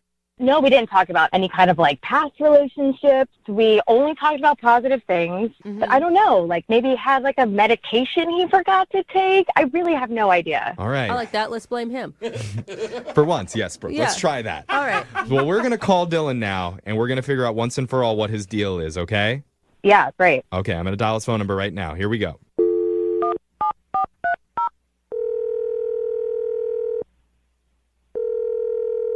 Hello? Hi, can I speak to Dylan, please? This is he. My name is Young Jeffrey. I work on the radio. How you doing? I'm doing fine. How are you? I'm wonderful. Thank you for asking me that. Oh, that's nice, Dylan. No one ever asks. Oh, come on. They don't. There's like a bunch of people on the phone there with you? Yeah. Yeah, this is my radio cohorts. Is that the right way to say it? Co-hosts? Whatever. We're a radio show, Dylan, so there's a couple of us in the room. Yeah. And there's like people listening besides me. And okay, I don't think I have time to explain to you how listening and how radio works. The reason that we're calling you is because we're doing something called a second date update. Okay. Can we talk to you about your dating life right now? Okay, I'm taking that as a yes. Not all of it, just one date. Yeah. Okay. Specifically with a girl you went out with recently named Michelle. Oh, yeah, Michelle. I remember Michelle. Okay. Then why aren't you calling her back, Dylan?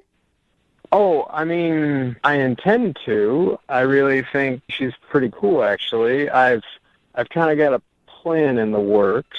A plan? Okay. So, yeah, I just have to wait till later tonight. You know, Tonight? Okay. What's going on? Are you in a relationship and you're planning to break up with your girlfriend tonight, and then you're going to call Michelle back for the second date?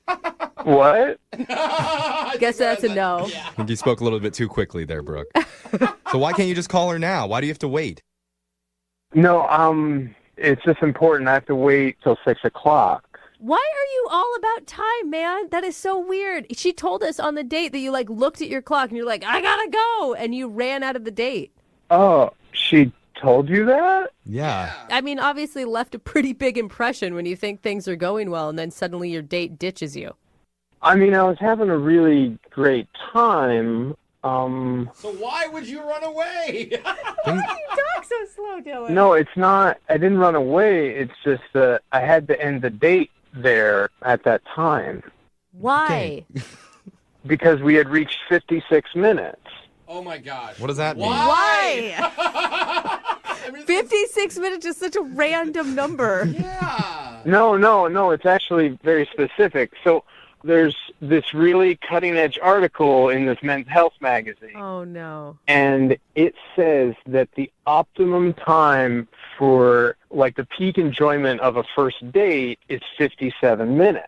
Huh. So if I set my watch, and at 56 minutes, I know I need to wrap it up, and then, that'll increase the chances for a second date and a third date. You leave before the date peaks? Hold on. No, the article says your optimal time for a first date is 57 minutes. So you left a minute early. No. I set it for 1 minute shy so I could wrap things up, and then leave right at the peak. Why didn't you set it for 50 minutes so that you could have had 7 minutes to casually wrap things up rather than sprinting out? What are you guys even saying? Why don't you just go with the flow on a date and just feel the mood of everything and then realize, okay, now it's time for this to be over, Well, a normal human being? No. I mean, studies have proven your chances of the date going poorly increase by 7-fold after 15 minutes from the 57-minute mark. So if I tried to extend it a little bit or anything, I would have probably lost track of time. And then it's that XY axis just starts plummeting. Okay. I feel like we've been listening to this for 57 minutes. Listen, Dylan, I understand that there's studies. Is there any studies on how your chances decrease with a woman if you just ditch her suddenly? I mean, I didn't ditch her suddenly. I said I had a really wonderful time, but I have to go for something. Right, and then you haven't been calling her back or scheduling a second date. No, guys. No, I have to wait until 6 p.m. tonight because linked to that 57-minute first date experience is a locked-in 75-hour waiting period, and that is the optimum time to call and then ask for a second date. Oh my God. Dude, why don't you just talk to her right now? Oh, seriously, this is exhausting. Well, no, I mean, that's not part of the plan. Well, I'm throwing a wrench into your plan because Michelle is actually on the phone listening and she wants to talk to you. Yeah, What? hi, Dylan. What? How weird. I didn't know you were on the phone. This is not good for the plan. Dylan, forget the plan. Just talk to her. I'm not into playing games, and this whole thing that you just came up with, this whole plan, that is just so strange. Yeah. I mean, I didn't come up with it. Like, a lot of top-notch people researched it and wrote it up in the Men's Health magazine. So, I mean, That's cool, but you couldn't, you couldn't explain something at the end of the date. You just kind of wanted to, use me as bait? No. It's just, I really liked you, and, I've had some dates where we just tried to see how the date would go, and they didn't end well, so I read this article. This just feels very manipulative to me. Whoa. He walked away from you, Michelle, because he likes you. Yeah, Does that make sense? For sure, Michelle. I'm understanding what he's saying, and I get that the intention was good and positive, but it just feels very juvenile to me. I think it feels juvenile because you're talking with me 6.5 hours before the optimum time, and I was going to call you, and so it's I think it's having adverse effects. It's science. On the whole plan. Oh my God. Wow. Yeah, we threw off the time continuum with this call. Yeah. I mean, it was working. She wants to see him. She called us to call him. Exactly.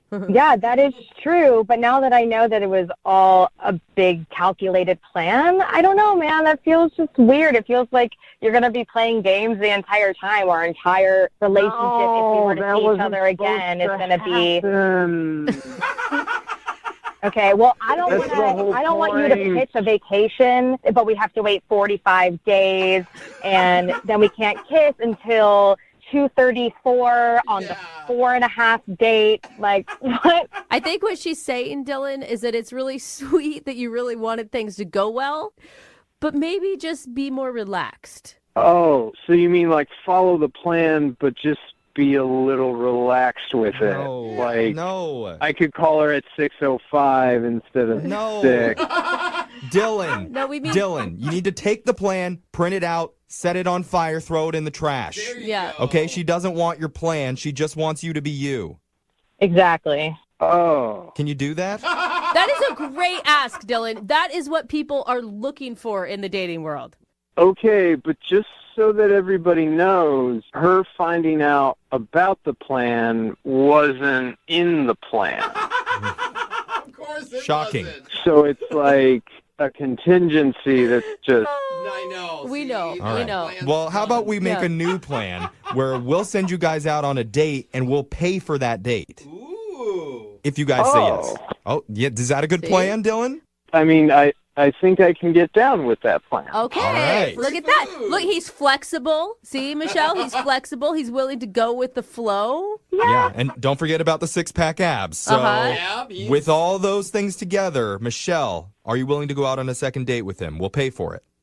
I will go on a second date under my circumstances. Ooh, she's coming up with a plan now. Ooh. What's the circumstances? We meet at 12:43 on Wednesday. Dylan. She sees you, Dylan. She sees you. You're perfect for each other. I don't know about this, but I'll give it a try. Oh, man. Congratulations, Michelle. You got a successful second date update. Thank you. I don't know if there's going to be a third, but we'll see how the second one goes. There you go. That's all I ask. Moving 92.5.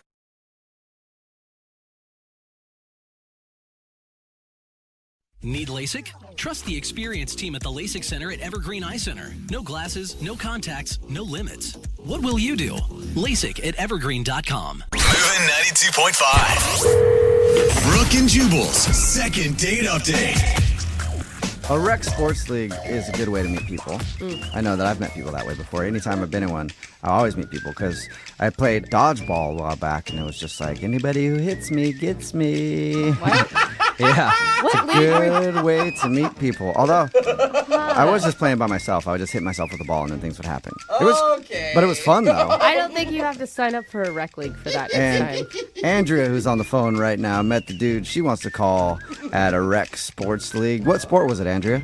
We actually play kickball. Kickball, all right. Anybody who kicks me gets me. No. Is that what happened? No, it doesn't quite work like that. What kind of weird rec leagues are you joining? Everything baseball. You're so What's weird. what's the name of the guy you want to call today? Dennis. Dennis, all right. Is Dennis on your team or was he on an opposing team? Was he a competitor? He was actually on an opposing team, and he was a newbie, so I'd never seen him before. I do feel like I played kickball for a while, and it's kind of hard to meet somebody on the other team because, I mean, other than if you're like on first base and he makes it to first base, you're not spending a lot of time with them. Well, when we were out on the field together, he and I sort of locked eyes kind of immediately. So I feel like there was a thing, and we were kind of like flirting with our eyes. Oh, all right. When did you guys finally talk? After we were done, we kind of wished them, like, good game, we won. And as a consolation prize, I was like, hey, you should come out with us and, like, have a drink afterwards and, bring your team, So we got to hang out after. Okay, so you guys didn't get drunk and brawl each other because there was still a lot of bad blood? I mean, we don't get too rowdy unless, like, someone on the other team's a jerk, but they were all really nice. Okay. Well, and that's like an awesome low-pressure way to meet somebody, too. Because if it turns out that you don't like them, it's easy to just go hang out with your friends. That's what I figured, and it wouldn't be awkward like me asking him on a date. It was just like, yeah, let's go chill and have a couple beers, How was it? It was awesome. I mean, we really connected. The conversation was super easy. He's hilarious and really sweet. And I was like, yeah, I would love to go out with you again another time. Maybe we can get a dinner. And I was like, oh, okay. So I guess this is like moving into date territory. Yeah. Oh, sweet. So did you actually make it to dinner, or has he not called you back from this meeting? No, I mean, we texted for a while. And then he wanted to go out and do like a quote unquote surprise fun activity. And I was like, okay, I don't know what that means. And so we set a date to go out. What'd you guys do? What was the surprise? It's actually a really cute idea. We went to this cooking class at Williams-Sonoma, and I thought it was like a super sweet idea, like a kind of a couple-y thing, but whatever, like, fun first date. And we learned to make lasagna. Fun. Okay. Oh my God, and he had to have been totally into you. I mean, that is a commitment, right? Cooking And class. they're not cheap, those classes. Yeah, and if you're like not getting along, you're kind of stuck for like, Right. Almost 2 hours. Exactly. Well, at least you got lasagna out of the deal if you guys didn't get along. But Guaranteed. how did everything go? It was awesome. I mean, I just feel like we really clicked. It was so comfortable, and it was just so fun. And then I suggested we go get another drink, but he had to get up super early the next day, so he was like, oh, I'm probably just going to go home. So we walked out of the place, and he just gave me a hug and then went his separate way, which I thought was kind of weird, like no kiss, no like, I want to see you again. And to me, that was kind of strange after like the awesome time we just had. Getting up early feel like an excuse to get out of there? I know he has an intense job from what he was telling me, but like it was a little bit weird, I think. I mean, I don't know. This kind of thing happens to me all the time, so I'm not really sure. Like, What do you mean it happens to you all the time? Like, dudes are always like, I got to get up early when you're on a date? Did you? well, I just feel like I have these really awesome first dates, and I'm like into the guy, and then he just kind of wants to hook up, or like I just never hear from him again. And I don't really get it because, I think that's really common, though. well, yeah, I mean, not to brag, but like I think I'm a catch. Like I'm cute, and I have a good job, and I'm not a psycho, I don't think. And That's probably the problem. Most psychos don't think they're psychos. So There it is. well, I mean, I feel like if you ask my friends, they'd be like, no, you're super grounded and down to earth. And You seem nice. and I'm like in my mid-20s and ready to settle down and take things seriously. And I don't know, like if I'm doing something weird or if I'm just picking the wrong guys. Can you think of a moment that there was any like lowlights of the date? I don't know if I said something or if like he just got tired. And I texted him the next morning and was like, hey, I had an awesome time. Like, I would love to do that again sometime soon. And he was like, yeah, me too. But then nothing ever happened. Like he stopped texting and he never asked me out. So Oh, wow. It's been like a week. Okay. A week. Wow. All right. Well, we'll play a song and then come back and call him and get your second date update, okay? Okay, awesome. Thank All right. you. Moving 92.5. Brooke and Jubal in the mornings. Second date update. Hi, and welcome back to today's second date update. Today we're going to be cooking up some love. Oh. We're going to teach you how to do that. First, you take 1 part Andrea, and then mix in 1 part Dennis. And keep mixing for about an hour, and then strain out the Dennis. And all you're left with is Andrea. Okay, still Wow, that delicious, wasn't but... love that we cooked up. That was a disappointment souffle. I'm sorry about that. Oh, no. Because Andrea is on the phone right now, and she wants to call a dude named Dennis. They went out to a cooking class. She said they had a great time. At the end of the evening, he said he was tired and had to get up early for work, so he left, gave her a hug, and they texted one time, and he said he'd like to go out again. But other than that, she has not heard from him at all in over a week. So we're going to figure out if he does actually want to see her again or if he's blowing her off. All right, Andrea, you ready to go? I'm super ready. I thought this guy might have some long-term potential, and I don't get it. So I want to get some answers. I don't get it for you either. I'm hoping, like, best case scenario, he dropped his phone in the toilet and just hasn't been able to call you. Yeah, I mean, that would be pretty dumb, but it's possible. Whatever it might be, I just want to know. Okay. Well, here we go. I'm going to dial his phone number.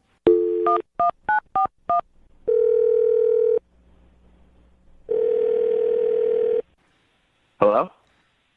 Hi, I'm looking for Dennis. This is him. Dennis, how are you, man? This is Jubal from Brooke and Jubal in the morning. I'm doing well. Who is this? Are you Dennis from the kickball team? I might be, depending on who's asking. Well, I'm asking actually on behalf of somebody who listens to our show. Okay.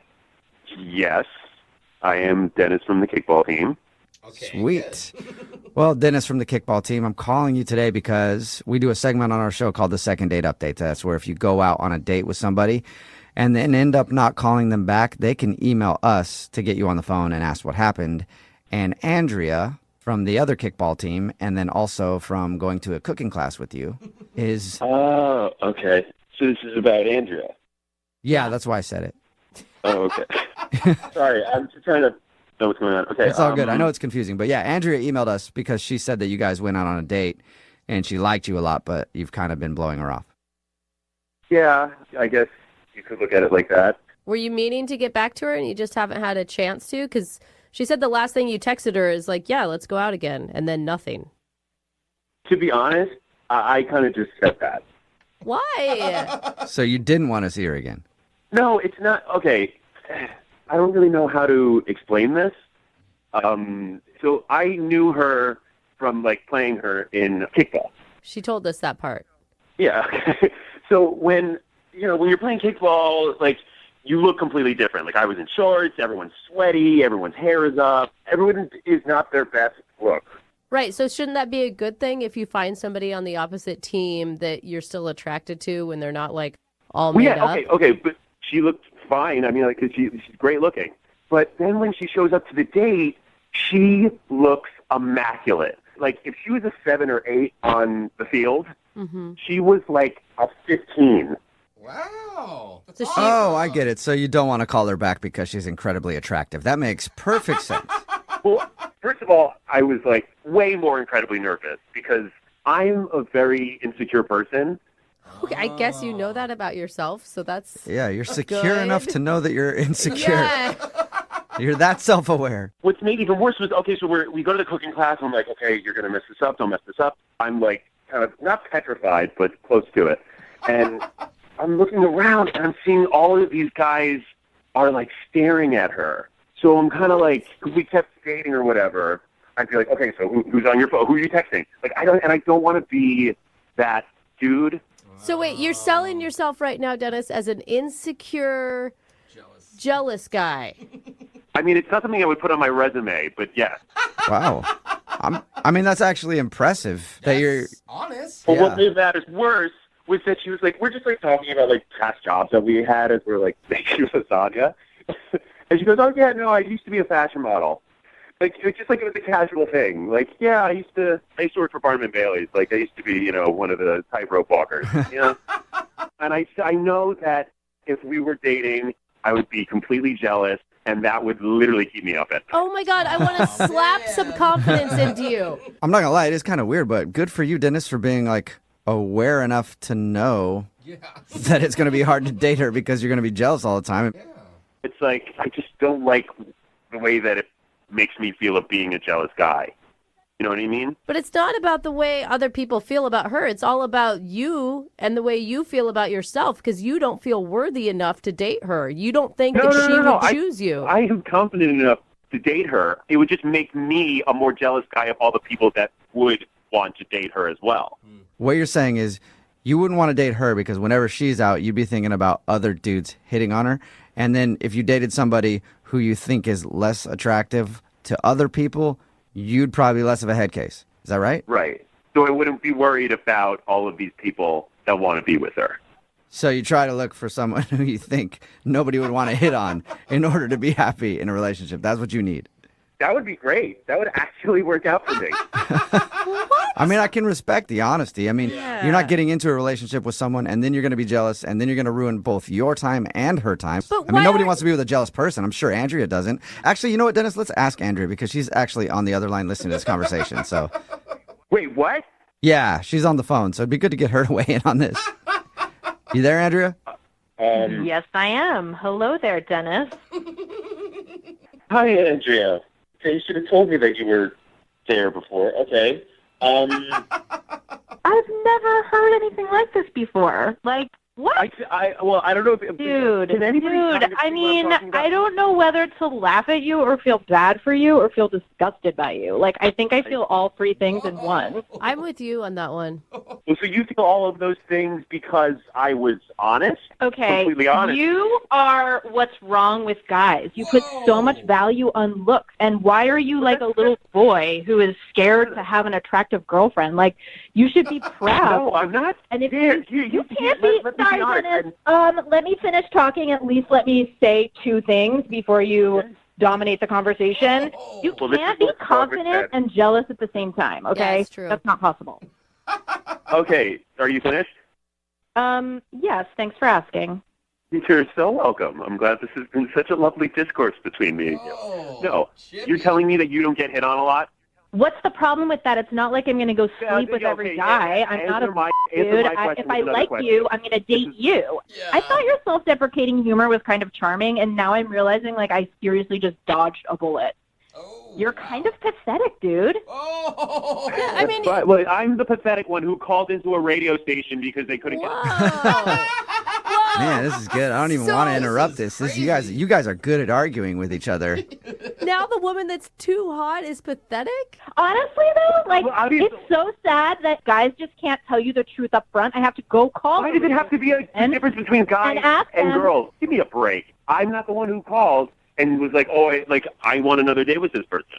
I'm really glad that this all happened because you saved me from a giant, horrible, disgusting mistake. Well, hold on, Andrea. You don't know yet. Andrea, you don't know yet for sure. Dennis, would you like to go on a second date with Andrea? We'll pay for it. Why not? She was very attractive. I'm kidding.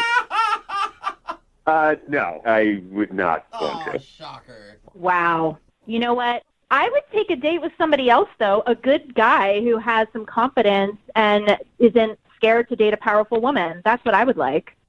Okay. You're the one who called the radio station. You don't get to be like, well, yeah, you really saved me. Yeah, okay. Just do that and shut up. What? You just told me to shut up? Yes, I did. I just told you to shut up. Tell me more about the You just want a woman you can dominate and control, and you are terrifying. You're like a sociopath. Hey, both you guys. Wow. Normally when we do these things, like someone on the phone usually is like, "Are we done now?" And I have to ask both of you because now both of you guys are in control. Are we done? Can we finish this thing? Yeah, I have nothing more to say. Okay. Yeah, I think it's pretty clear, like, the problem with the situation, and it is clearly Dennis. Okay. I think that means we're done. You guys can text each other after this. Yeah, you guys can figure it out. I don't know. Lost control of this thing somehow, but you guys aren't going out again, right? I just want to be clear on that. No! Okay, got you. Thank you. See you later. Brooke and Jubal in the morning. Every dude listening right now is texting in at 78592, and they're wanting a date with Andrea from the second date update. It's Brooke and Jubal in the morning. If you missed it, Andrea wanted to call this dude named Dennis. They met at kickball, and I would never thought I'd hear a guy tell us that she's too attractive to date. But that's exactly what Dennis told us when we got him on the phone. They met playing kickball. Dennis admitted that if he was going to date her, he would always be jealous and would always be worried about all the other dudes in the world hitting on her, and he said that he just can't date her because he knows himself too well and he would just be too jealous. And he's not honest with himself though, because he's like, but I have plenty of confidence. Yeah, super I'm like, confident. No, actually, that's not being honest at all. Just because you say you're honest doesn't mean you're actually being honest. I'm insecure and confident. Yeah. I don't know. Andrea thought it was a really stupid excuse Crazy. and wondered why Dennis wouldn't trust her if they were in a relationship together, but Dennis still held strong and was like, I just wouldn't be able to. You're way too hot. In the end, no second date. So I think it worked out better for everybody. yeah. Remember, if you want to do a second date update, all you have to do is email the show and we will call the person who didn't call you back. Moving 92.5.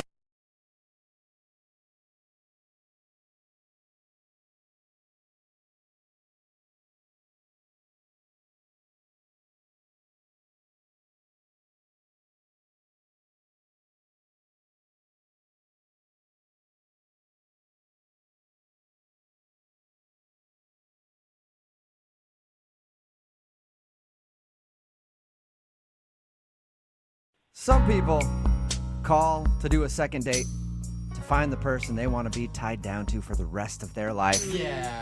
While others want to do a second date just to get in touch with the person they want to tie down for an evening. Whoa. And that's the kind of second date we have today. Todd is on the phone. Apparently he met a woman named Gina, and she's not calling him back. He doesn't want a long-term thing, but he does want to see if he can get one more date to try to get some action. What? So no wonder she's not calling you back. What's up, Todd? Hey, guys. How's it going? Pretty good. So you really don't want a relationship with the girl that you want to call today, but you do want to try to hook up with her? Is that what I got from your email?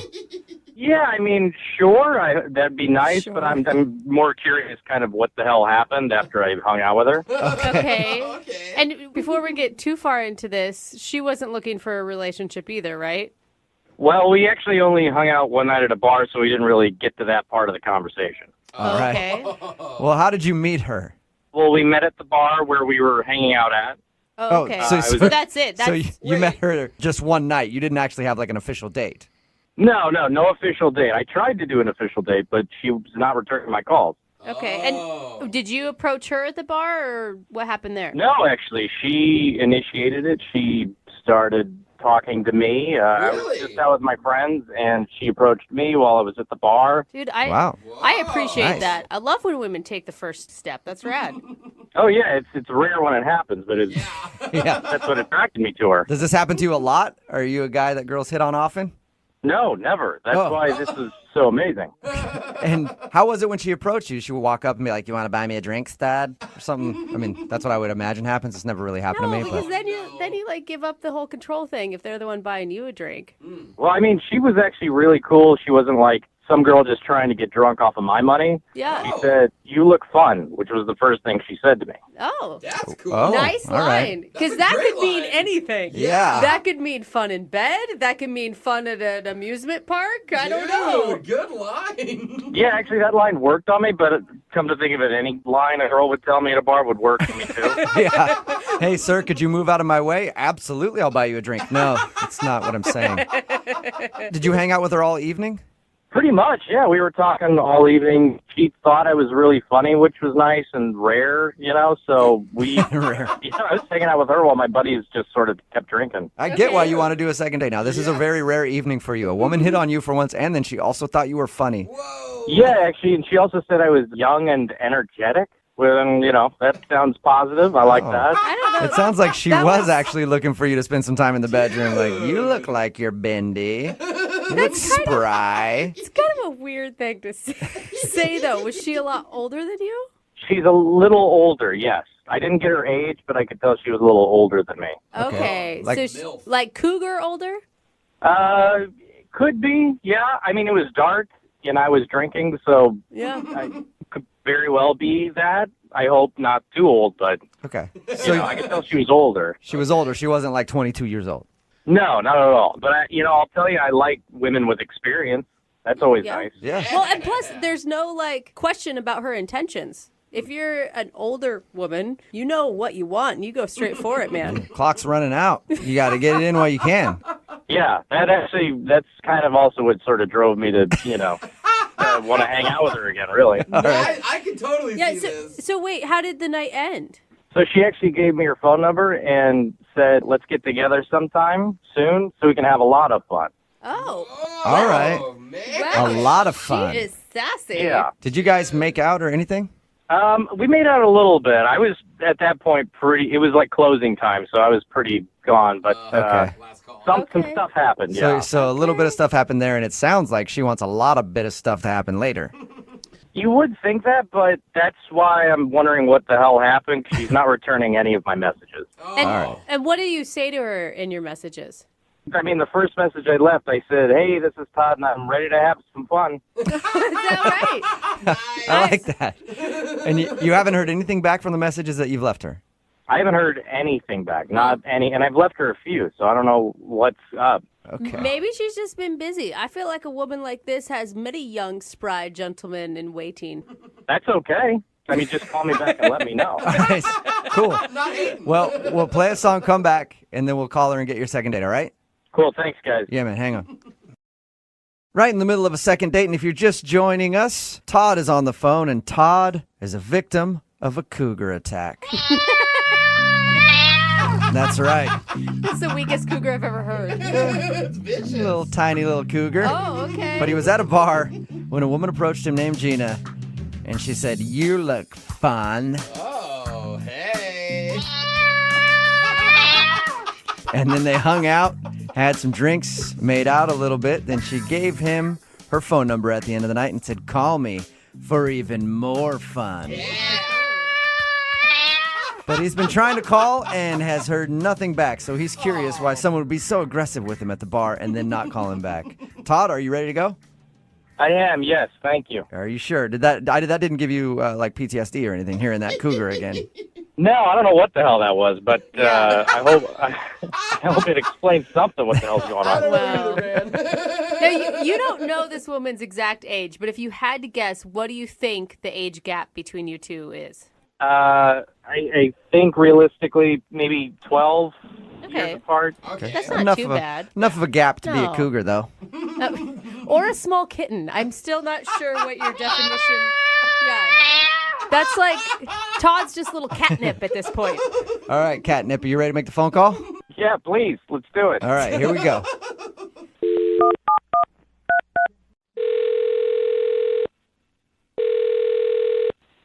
Hello? Hi, I was looking for Gina. She's not here at the moment. Can I take a message?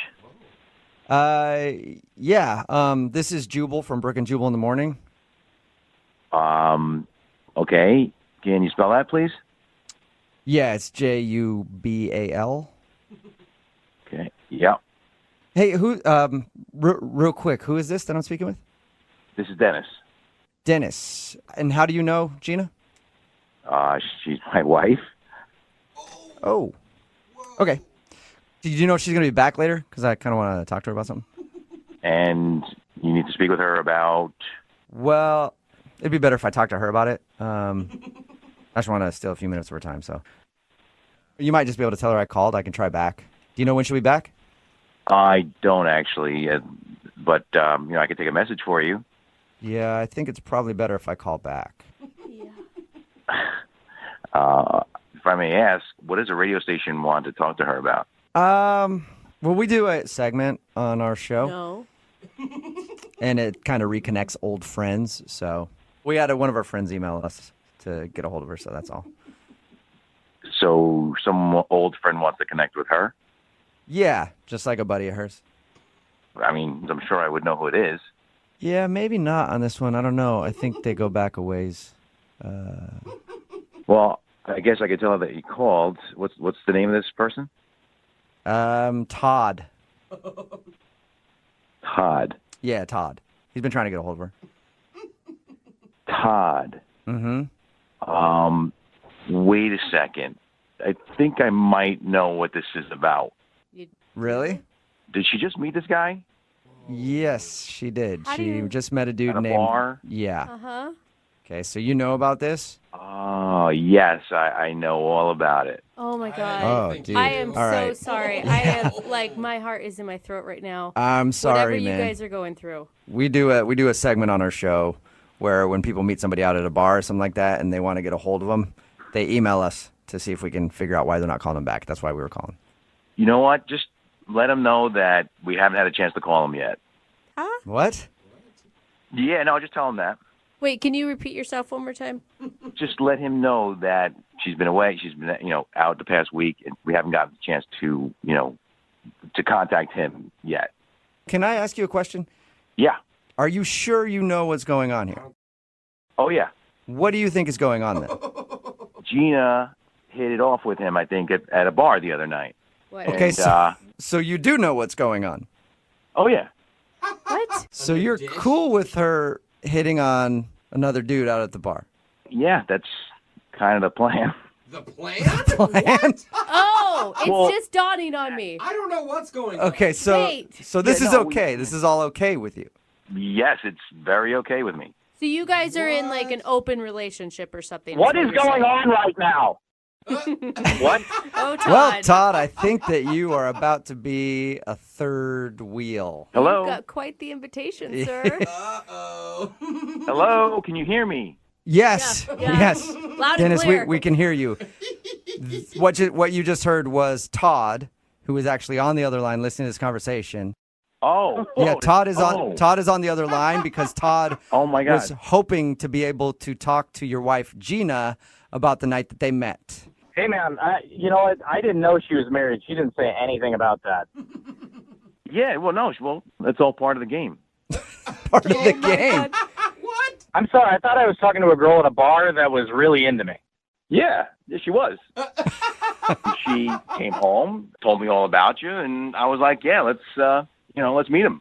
Oh my This is God, amazing. Oh, Todd, wait. are you freaking out right now? Wow. Yeah, this is insane. It's insane. Like insane in a good way, Todd, or insane? No! Oh, No, I'm not just in a checking. good way. What are you talking about? No, I don't go out for threesomes. This is crazy.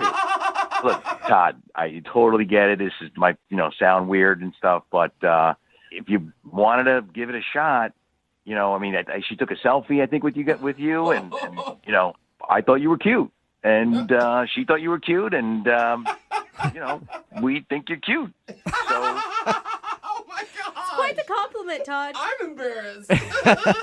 Stop laughing. It's not. I don't even think this is funny. I think you're setting me up. I promise you this, we did not set you up at all. I think it's really funny. Todd, you need to relax. Okay? It's fun. It's an interesting thing and spices things up. I mean, come on, you've never done this before in college or high school or any point? High school, my God. I mean, is this your way to get me to come over so you can beat the shit out of me? Is that what this is? Todd, it's the exact opposite, actually. Well, Dennis, aren't you a I'm gonna smooth love you, talker? not hate you. No, I'm serious, Todd. If you want to come over, we'd love to have you sometime. Oh my God.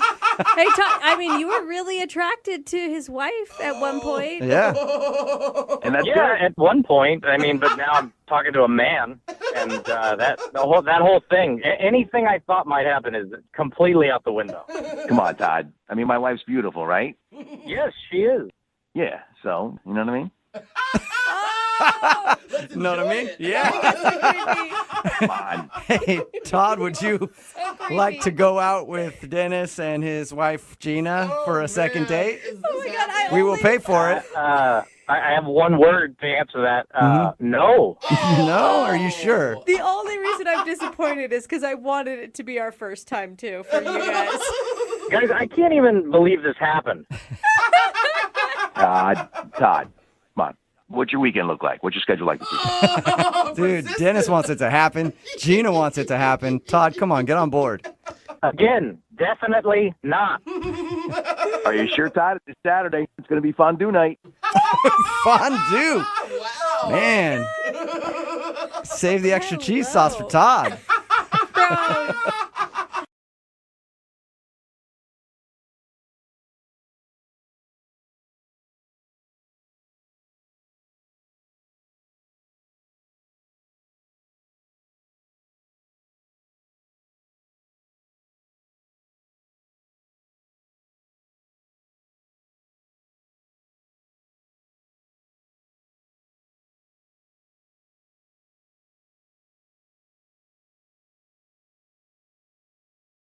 If you're just joining us for today's second date, Tori is on the phone, and she went out with a dude named Eric. He asked her out almost every single day for a year. I guess she works at Starbucks, and he would come in there, ask her out. She would say no until finally one day she said yes. Aww. And they decided to go out and get some Thai food. She said that they had a fun time. Can't really think of any reason that he wouldn't be calling back. But not only is he not calling her back, he hasn't even come in to get his normal coffee order. So something clearly went wrong. Tori, I never asked you, what was his reaction like when you finally said yes to him after he'd been trying for that long? Oh, good question. He was just in shock. He's like, wait, what? Really? Say it again. Will you go out with me? And I was like, yes. Yeah, I would imagine he thought you were joking. Like, I wouldn't have believed you. If I've been trying for that long and you finally said yes, I'd be like, wait, what changed? Yeah, you don't got to be mean about Oh it. my God, you guys, I think that's such a cute visual, too. Like, why is this guy screwing everything up by not calling you back? I don't know. Please let me know because I want to see where this could go. All right, well, I'm going to dial his phone number right now. Any last words before I do? No, thank you. Godspeed. I'm sending some prayers up that it's all good. Okay. All right. Okay. Here we go. I'm dialing his phone number right now.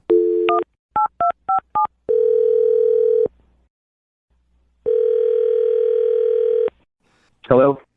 Hi, can I speak to Eric, please? Yeah, this is Eric. Eric, how are you, man? This is Jubal from Brooke and Jubal in the Morning. From what? Brooke and Jubal in the Morning. It's a radio show. Oh, okay. Well, okay, what's up? Did I win something, or? No, well, maybe. I don't know. We'll find out, I guess, in a second. Okay. Any idea why we'd be calling you? I have no clue. Okay. Well, we do a segment on our show called The Second Date. That's where if you go out on a date with somebody and then end up not calling them back after, they can email us to get you on the phone and find out what went wrong. So we got an email about you from one of our listeners. Wait. Who emailed you? Somebody. That's a dumb answer. Okay. You mean, are you going to tell me, or? Yeah. When? Eventually. Hello? Oh, hey. What's up, Eric? No, the person who emailed us, her name is Tori. You know her probably pretty well because I guess you've asked her out like almost every day for an entire year. Oh, okay. She told you that? Yep, she did. She told us that, and she told us about your date. She also told us that you're not returning any of her phone calls, and you haven't even come into the coffee shop since you guys went out. Yeah, I had to switch where I get my coffee. You know, you go out on a date with somebody, and then it's kind of up in the air whether it went well or not, and it just is awkward to see them the next day if you're kind of on the fence about them. So What? You asked this girl out every day for an entire year, and in one dinner, suddenly you don't even want to see her again? I didn't say I didn't want to see her again. I'm not sure about it. Well, Okay, so you're not sure if you're feeling her anymore after you guys went out. Yeah, no, I'm not. I'm just not sure. I mean, why? Is there anything specific? I mean, yeah, I don't know. It's different when you kind of meet somebody in one environment and then you hang out with them in a different environment. They just don't seem to be the same person. Or I mean, I don't know. In this case, at least. But I mean, like, don't you feel like you knew her pretty well, even though you guys had only hung out at the coffee shop? Like, seeing her every day for a whole year seems like you'd have a pretty good grasp on what type of person she was. No, absolutely. I mean, I thought I did as well, but it's just a different dynamic there because, you know, it's like I'm not sitting down and having a conversation really with her. I'm ordering my coffee, small chit-chat, you know, how are things, way to go out with me? No. And then I'm on my way. I mean, that's kind of how it went for a year. So you know what I mean? What was the change when you hung out with her for a long period of time that you didn't like? Oh, man, I mean, I don't want to be mean, but she talked a lot. Listen, it was like just sitting there. It was more like a monologue than a dialogue with her. You know, I mean, I was very tempted at one point just to be like, "Come up for air, please." So you just felt like she talks way too much to hang out with? I mean, yeah, it just you couldn't get a word in edgewise. And I mean, I'm interested in everything that you was saying, but you know, you'd think that there'd be just a little bit more give and take. And I just don't know that if I can hang out with somebody that uses that many words. Oh my God. Just in general. Yeah, come on. You got to give her a break, though. I mean, she's probably amped up. She's nervous. A lot of people, including myself, when you get nervous, you talk even more than you normally do. Like, she probably had a different type of energy on a first date than she would in normal life. Yeah, I've kind of taken that into consideration. That's why I'm kind of on the fence about it. I'm not writing her off. I'm just literally thinking, can I handle this amount of just talking? We did talk to her about your date, and I will say I'm You kind of did? on the same page with you. Yeah, a lot of words, words coming out of her mouth. Lots. Yeah, okay. At a fast pace, too. Yeah. She speaks very quickly. Be kind. She sounds fun. She sounds nice. She sounds energetic. She sounds positive. Tiring. Sounds tiring to me. She had a lot of positive things to say about you, Eric, and from her description, it sounded like she really listened when you did talk. She did, and she is. I mean, again, this is why I'm on the fence. She was just like you said. She was all those things: sweet and kind and nice and attentive. I mean, but it's exhausting. Well, if you think you're exhausted just thinking about it, she's actually on the other line and wants to talk to you or talk at you. I'm not sure. Holy really? Yeah. No. Tori, are you still there? What? Hi. Yeah, Oh. I'm right Hello? here, Eric. Hi, Eric. Hi. Hey. I heard all that. Oh my gosh. Look, I'm sorry. I'm not trying to be mean. No, I thought you were probably less mean than maybe other people on this phone conversation. But I didn't realize that I talk so much. So I'm sorry. It is a first date thing, and I'm used to just talking to people at the store a lot, and I got in my head about it, and I can totally not talk right now. I just want to let you know where I'm coming from. We're talking, and then when I wasn't talking, there was silence, so I just felt like I needed to talk more. But even though I did feel like we had a great conversation, so I'm sorry that I dominated it. I want to hear what you say. Okay. Because I can show you I don't have to talk. Yeah, I mean, I don't want you to not talk, or I want you to be yourself. It's just, No, I right. I totally get that. I think when I like someone, I just love gosh, I feel so stupid. I just really like sharing, and finding more things we have in common. So I think it's just because I was excited and we had seen each other so much, and now it was finally happening. So it was kind of a lot riding on it. I don't want to talk too much right now, so let me know if I'm talking too much. But I do just want to explain myself.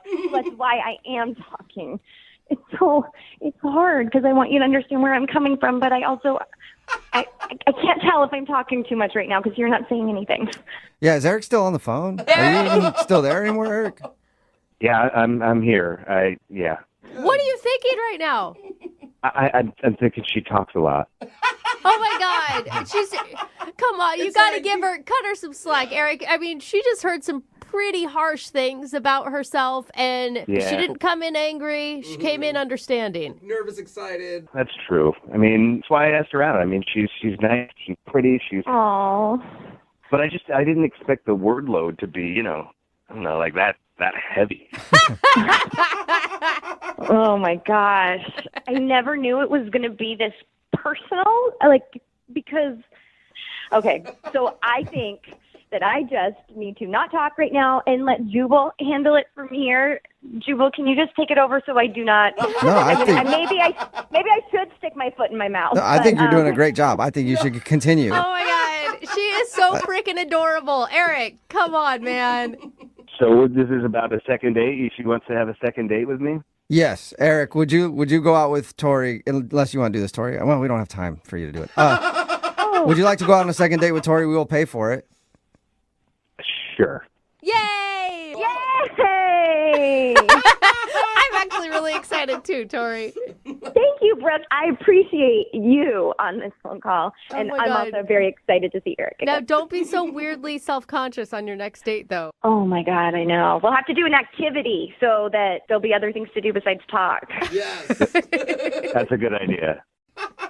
I'm really excited about, going on a second date with you. I mean, you are super nice, super kind, really sweet. And I think if you were in a different situation than that where you weren't so nervous, maybe it could be a little bit more of a back and forth. So I'm definitely willing to give that a try. Are we still talking? Yes. Or is this thing over? Congratulations, you guys got a second date. Okay, right. awesome. Thank you. So cool. Okay. Still going. Today, a girl named Tori is on the phone to do a second date, and I'm guessing the dude that she wants to call must be hot. Because in her email, it says that he pursued her for a long time and just kept asking her out. So that's persistence, I think, if somebody's hot. If they're not hot, that's a restraining order. So she didn't get a restraining order. I guess she finally said yes, but now he's not calling her back. Tori, what's up? How are you? Hey, yeah, he's pretty cute. Yeah. So. Okay. If he wasn't cute, he'd be arrested by now, probably. Yeah. How is this guy pursuing you? Like he found you online, or he's someone you know within your social circles? No, I work at Starbucks, so he would come in like every day. I would see him all the time. He would order the same drink. It was a grande triple non-fat mocha, no whip. And then after, he would ask me out. And it would be like cute. But I always, there was always something. Like I was dating someone or, I just was like, I don't know, didn't trust him. Not didn't trust him, but just don't trust any guy to ask me out. So how long did it take before he finally broke down your defenses and you said yes? Yeah, it was a year. It's been 12 months. What? Wow. I mean, that sounds like actually a start of a cute story, but you're on the phone with us, so... Something went wrong. Yeah. Why did you finally say yes? Well, I was single for a while, and I found myself thinking about him a little more when I wasn't working. He would kind of cross my mind. I would be like, oh, Eric has that shirt, or something like that, because I just, even though I don't really know him, I know him... we saw each other all the time, I don't know, I just started thinking about him. So, and I was single now, so I just thought, why not? Okay, so when you said yes to him, what'd you guys do? We met out for dinner. We went to a Thai restaurant. I enjoyed myself. We had pretty easy conversation because there was already this, comfortableness of each other. And, he's pretty active. He, golfs, and I like to hike and do yoga. So I just thought, we have this active lifestyle thing on top of just liking each other. I thought, were there any moments on the date that you would call highlights? I don't know. It's weird to find someone that likes scary movies as much as I do. So that was kind of nice. Was there any talk of we should watch one together? Referencing future plans together. Yeah, we I feel like we created a movie list because he hasn't seen it yet. And we gotta go. We gotta I watch all of them. I don't know. I kind of was I was gonna be your first for it. Your first for it. Okay. Any low lights from your date? There was one part that now that I'm dissecting it, so I'll just tell you. We were at a Thai restaurant and I ordered something with 1 star of spicy, and he was like, "Whoa, what are you doing? Why are you only getting 1 star of spicy? We're at a Thai restaurant." And I was like, "Oh, well, I like Thai food, but I don't like spicy stuff, so that's why there's the option for that." And I right. That's fine. So he was judging you based on the level of spiciness that you ordered your Thai food? Yes, and he got 4 stars, which is really spicy. He kept going on about my 1 star spicy. He's like, "Oh, wow, you're not adventurous as I thought you were." Wow. All right, judgy. Yeah. It didn't feel like a dig, but now, because I have no idea what else that could be, but that seems just unplausible for someone to judge someone so harshly. Right. And for someone to ask you out for an entire year, finally get the date, and then find out you only eat 1 star spicy food, and then that's the thing that makes it a no-go for him. That's why I didn't even I just kind of laughed it off, because clearly your spicy food level is not a spice of life level necessarily. How'd the date end? We had a nice hug goodbye. He kissed me on my cheek, and it was just kind of are we going to kiss? And that's what I felt. I was because I got all the butterflies, and then I get really shy. I didn't want to have Thai food breath and kiss him, but I felt like there was that possibility that could happen. Yeah. Anyways, and then it was just okay, I'll talk to you later, and that was that, and I haven't heard from him since. Yeah. And have you seen him in the store? Because he's a regular customer of yours, right? No, he hasn't come back at all. I feel like maybe something happened to him because he was in there almost every day, and I haven't seen him since. Huh. Isn't that weird? Yeah, for someone to change their coffee habits is extreme. Totally. Yeah. So, help. Yeah, we'll play a song and then come back and call him and get your second date, okay? Well, can I ask a question before you guys do that first? Sure. So my question is, just because some of my guy friends have said this, and it's, I guess, more for Jubal, they say that I can be a little annoying, maybe I'm annoying on dates. Do you think I'm annoying? I think you got a lot of words come out of your mouth. You talk a lot. Maybe that could be annoying to some people. I mean, I don't like to talk at all, so it could be annoying to me if I were on a date with you. Oh my God. Or it's better because then you don't have to do any talking. But She's then got it's enough just so energy much for both of you. We could just both be quiet. I don't know. Well, we'll see. So you're saying I really am annoying? I'm saying there's a potential there. Oh my gosh. But I'm not. I don't know yet. I'd have to get to know you a little better, okay, Tori? Poor Tori. Oh, okay. Wow, I just learned a lot. Okay. All right. I don't feel annoying. I feel like myself, and myself might be really annoying. Oh my God. Well, You we'll find just out. be We'll You're fine. try to get him on the phone. We'll play a song and then come back and get your second date, okay? Okay. Oh boy. All right, hang on.